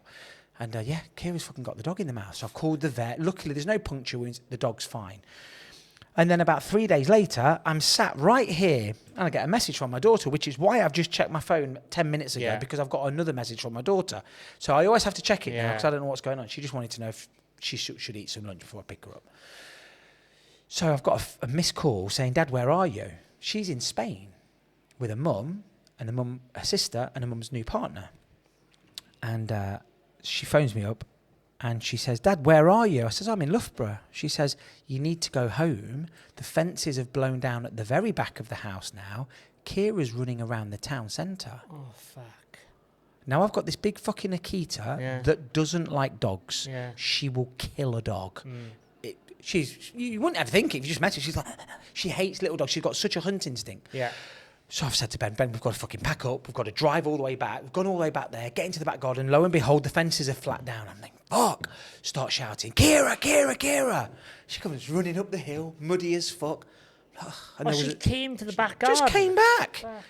And some bloke had seen her running around the streets. Now, to get to the streets from the back of our house, she's had to go through the forest and all this, the way that we walk in the mornings. And, nothing happened. She's fucking unbelievable. So she's firmly locked in the house because I've still not fixed the fence. They're strong fuckers as well, Oh, my God. My mate had one, and we used to go up his house, and one of my other mates used to bring him up, and he used to try and fuck him all the time. But he would literally bend him over. He was so big. But so fucking, like, I tried pulling him, that sounded wrong. I tried taking him on a walk before, and I tried taking him out the door, and he was like, woof. I was like, yeah, that's a bit too strong for me. But I don't think people realise how strong they are. When they go, you ain't stopping. They're the closest to a husky, aren't they? So she's, I'll show you a picture of her. She is a little bit husky-ish.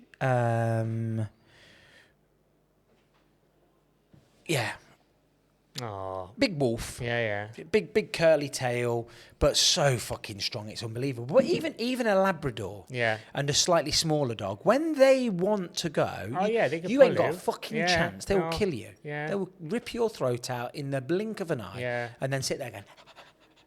They reckon that if you die in your house, Labrador's the only one that won't eat you. Yeah. They will all eat you eventually. Yeah. They'll start licking you to try and wake you up and see what's going on. And eventually they'll pierce skin somewhere and they'll eat you. What is the dog that would eat you first? There was a dog that wouldn't wait. A cat is eating more or less straight away. A cat will eat you? Yeah, it's more or less straight away a cat is. It will eat you. Bastard. And apparently it's Labradors will wait until they're nearly dead themselves until they eat you. Great news. Nice of them, isn't it? Yeah, lucky I got a fucking Labrador. But you do often hear, don't you, about those? Someone I know from the local area, died and got eaten by his dog. Yeah. Yeah, that's not good, is it? That's fucking not good. No. That's not good at all. I don't know if we should put that out, actually. Maybe don't put that out. Fucking eaten by his dog. Shit the bed. But you do often hear about those people, don't you, that have died in the house and nobody's found them for months. Yeah. And you're like, fuck. The smell for me, there must be a fucking smell. Like, some people are fucking smelly, but fuck me. There must be an absolute reek coming from that house. Gotta be. Oh. Got to be. I mean, you've only got to leave a little bit of fucking meat in the bin for a few days or an onion. Stinks. And it stinks. I wanted to ask you something. Yeah. Carnivore. Yeah. What do you think about it? Fucking amazing. Yeah? I've broke the fucking pen.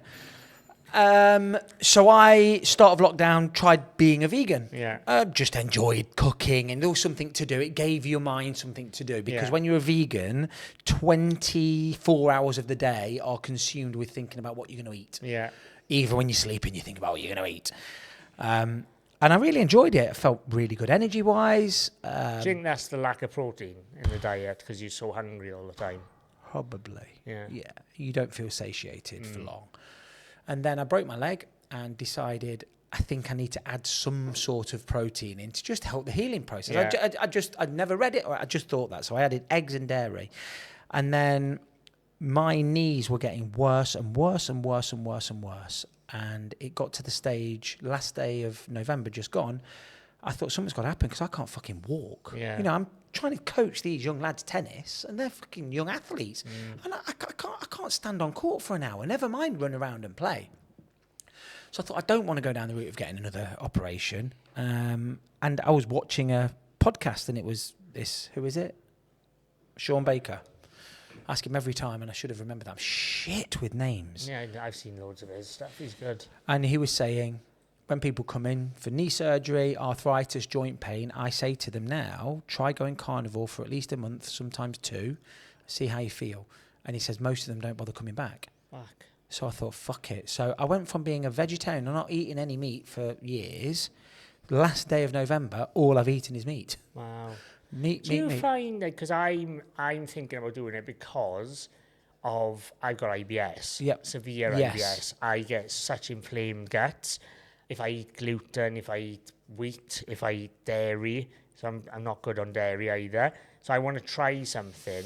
But when I've tried it before, I got so bored. Yes. And I don't eat pork. Yeah, no, I fucking really. hate pork. I don't it's really disgusting. like it. Bit of bacon every now and then, that's it. Yeah, bacon's fine. Yeah. But yeah, when I watched something about pigs don't sweat, I just couldn't eat them anymore.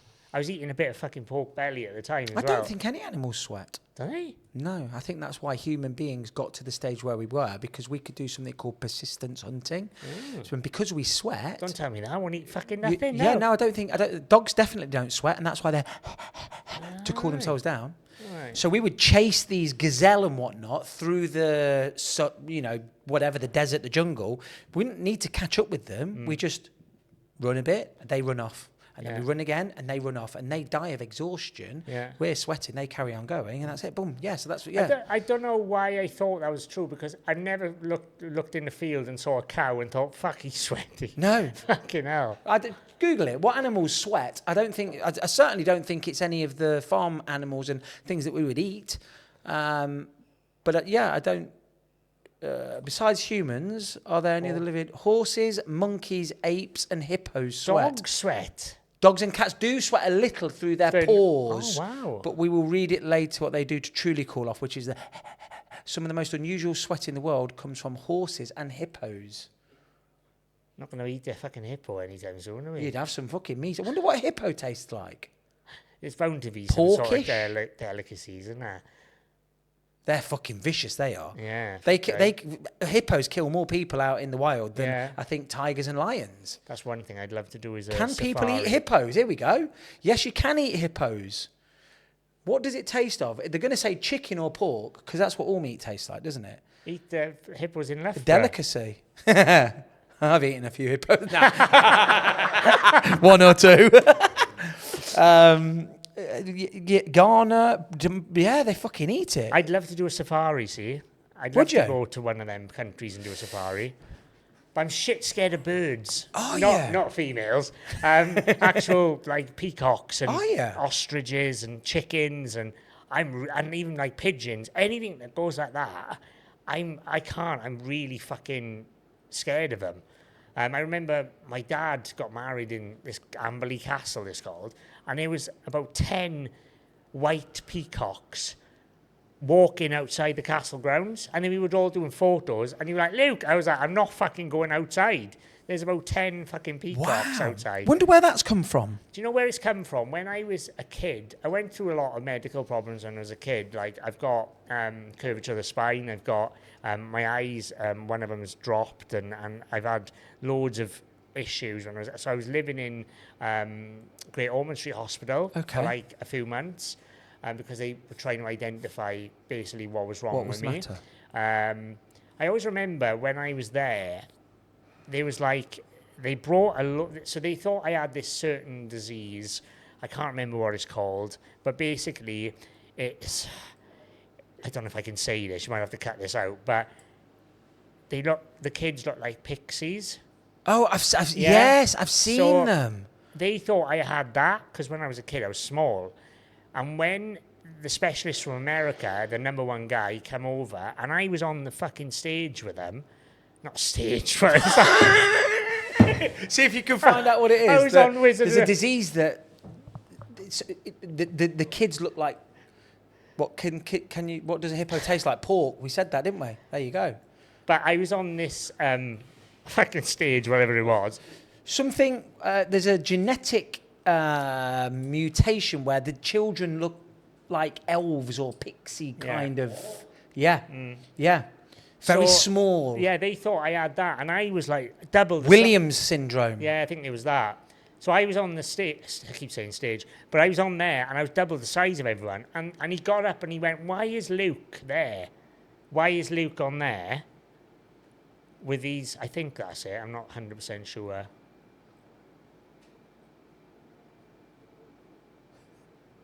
Maybe that's not it. I don't think that's it, Ben. No. I'm sure that's not it. You don't look like that, Luke. No. The doctors weren't well trained. So anyway, I was there for about 3 months. And over the park, my nan and my mother, because they lived with me there, they would take me over to this park.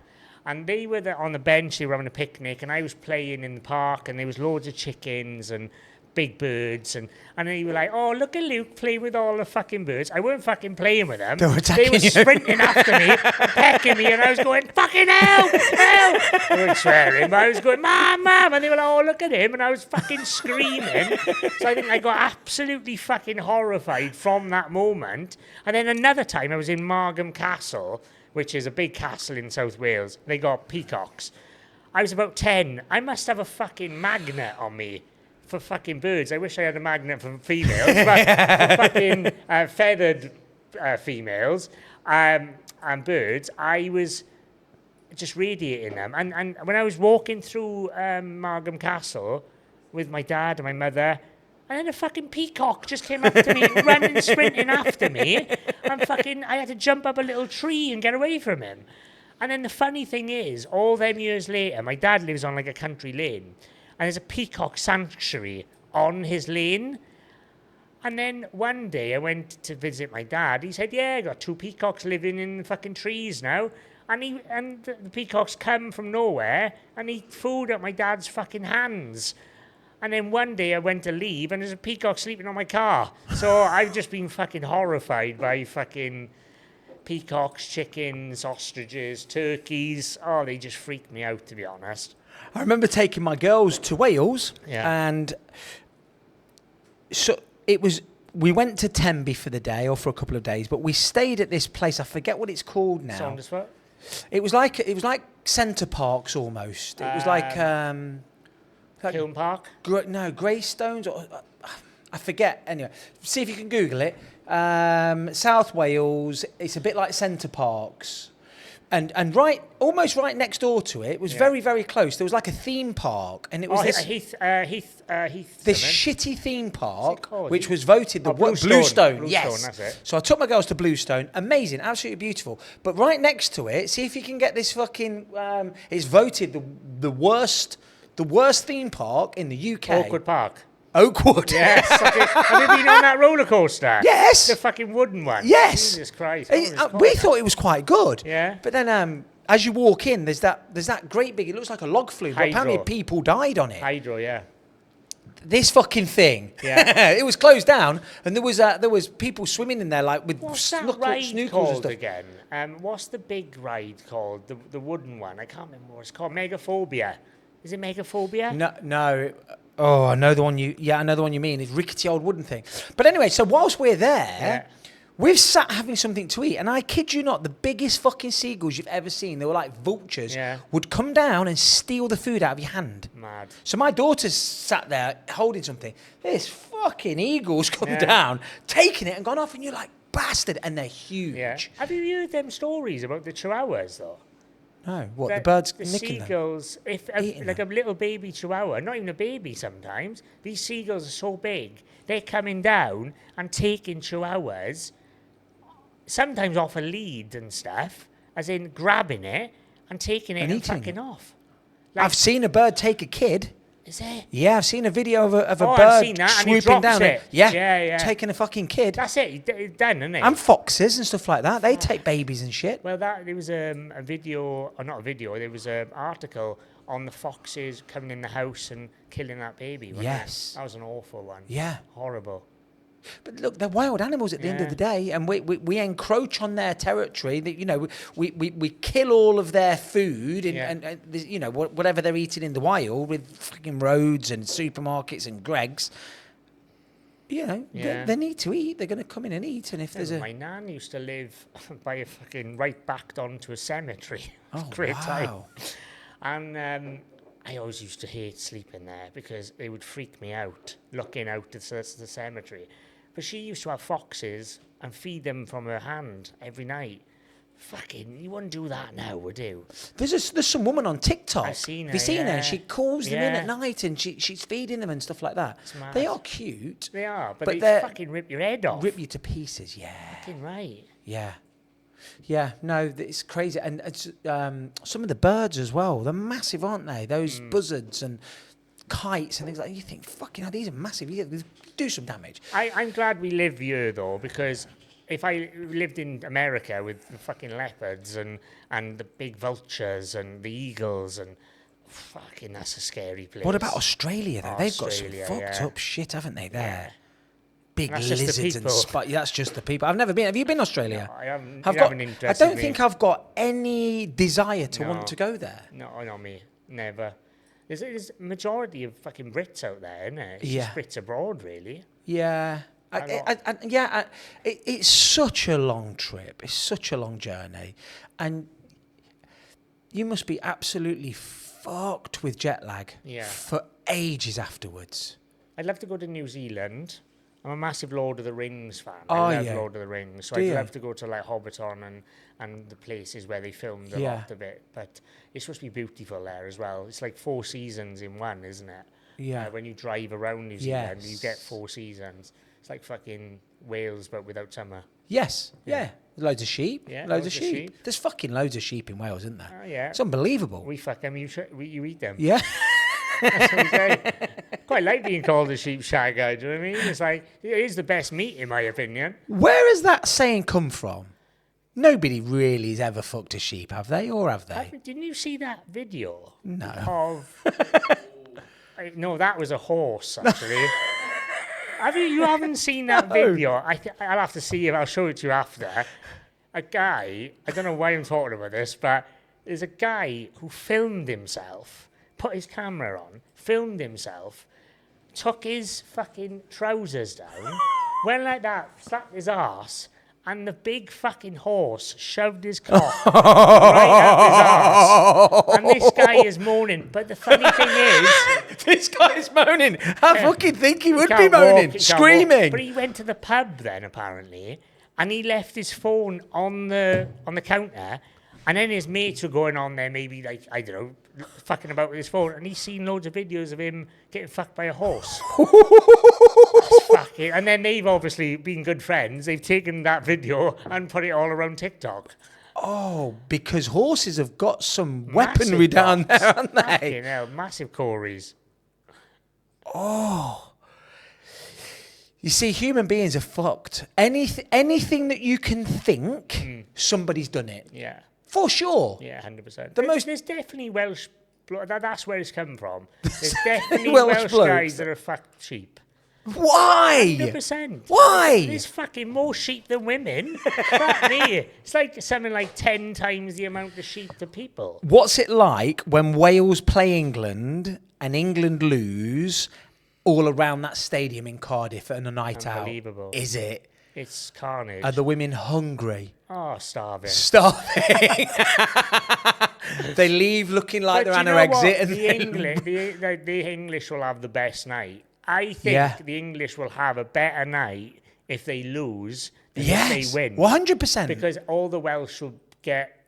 Because we fucking get pissed off if we lose to England. Yes. We care if we lose to Scotland and Ireland, but if we lose to England, that's it for us. We're fucking fuming. But we'll still have a good night, but it'll be a much better night if we win. If you're going to go anywhere and watch a game of rugby, go to the Millennium Stadium and watch Wales. Because unless you've been there, people don't realise it is literally in the city centre. Yeah, and you've got all the streets and all the bars and everything just around it. Chip Alley or Chip Lane or whatever it's Unbelievable. called. Yeah, it's mad. It's a great night out. And when I took my girls to this Bluestone place, on the way back, we stopped off in Cardiff, and I said to my mates, I can't remember going to a city and seeing so many good-looking women. Like... everywhere, with like stunning looking women and really friendly. Maybe that was just because I was handsome, but everyone was nice to me. Yeah. And I wasn't doing TikTok then, so it wasn't because I'm a superstar. I think with the Welsh, I think we are very, very friendly, and we're over polite sometimes as well.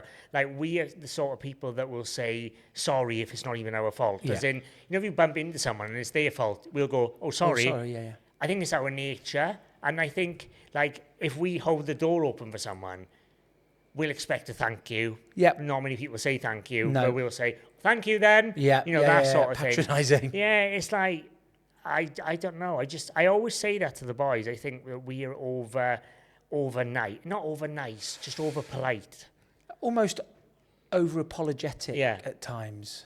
But we, in the local area, even if you don't know someone, you'll go, all right, bet, all right, love, all right, bet. You don't get that in the south of England. No, you don't get that. I think it starts about where we are now. Yeah. Right bang in the middle. I think as you start getting even more north of where we are now, people are a little bit more friendly and will speak. Are more, I think that's why when you go to somewhere like Benidorm or you go on holiday, you sort of, as Welsh people, you sort of attract yourself more towards like Northern English or Central England people. And I think that's the same with people from Northern Ireland, Scotland. It's almost like that northern part of England is another separate it is a entity. separate country, really.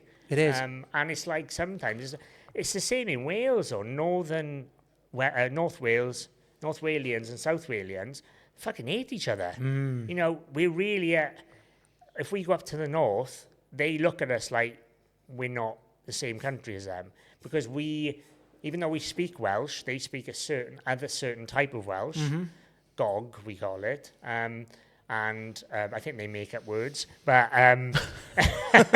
but when I went up there, I went to Snowdonia, and it's like they look at you like you're not Welsh. It's like it's weird, but you don't get that in South Wales. It's I don't know. It's really, really strange how that is.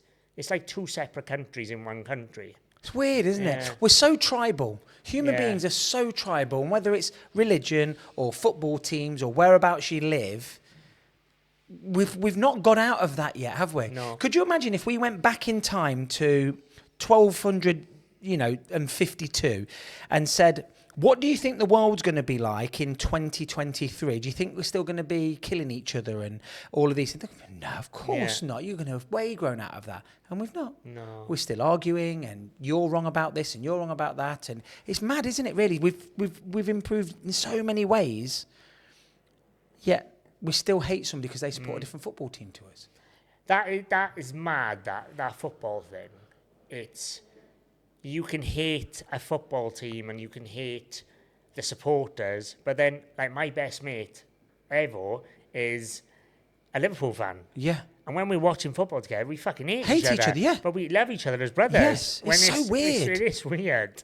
And it's like, when United play Real Madrid, they're never going to play Real Madrid for the next 5 years, but if they do, the Liverpool fans support Real Madrid. Yeah. And if and vice versa. Liverpool play FC Basel, I'm supporting FC Basel. Yeah. It's crazy.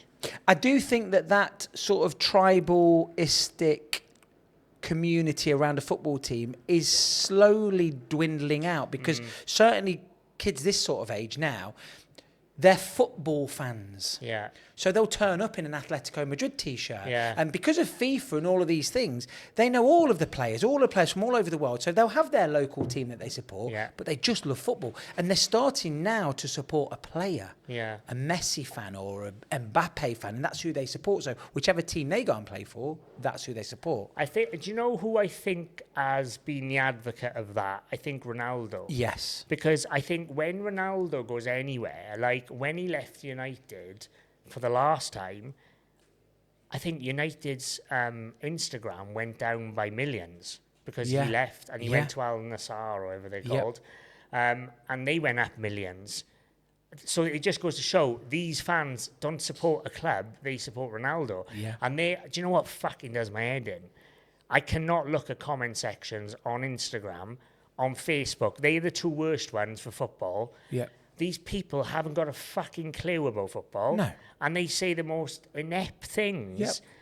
And they're like, United drew 1-1 because Ronaldo left. Ronaldo left fucking 18 months ago, mate. It's got nothing to do with Ronaldo. In my eyes, great player, amazing, one of the best, probably one of my favourite players in the last 10, 15 years. But did he make us better? No. Ronaldo was never the answer. And they're just so fucking thick, some of these people. I don't think that's exclusive to football. No. I think most things, you go and have a look on a political post or, whatever it might be, a financial institutions, whatever. I think there are more people that aren't very intelligent than actually who are. Yeah. And what's that? I forget what you call it now. Something Kruger. Freddy Krueger. It's like something like the Donald Kruger effect. And it's when people aren't very intelligent, they often, almost always, think that they're really intelligent in certain other things. Or it's something like, if you're good at something, if you're Dunning-Kruger effect, if you're really good at one thing, so let's say that you were really into crypto and you knew all about crypto, you then start to think that you're really good in politics and this and that and the other.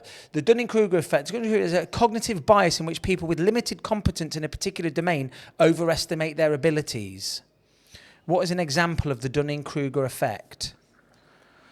The Dunning-Kruger effect is a type of psychological bias. A classic example of the Dunning-Kruger effect would be an amateur chess player overestimates their performance in the upcoming chess tournament compared to their competent counterparts. So the better you become at something, the worse that you or you see your limitations much better than somebody that's just slightly competent at something. So I know a little bit about the Bible.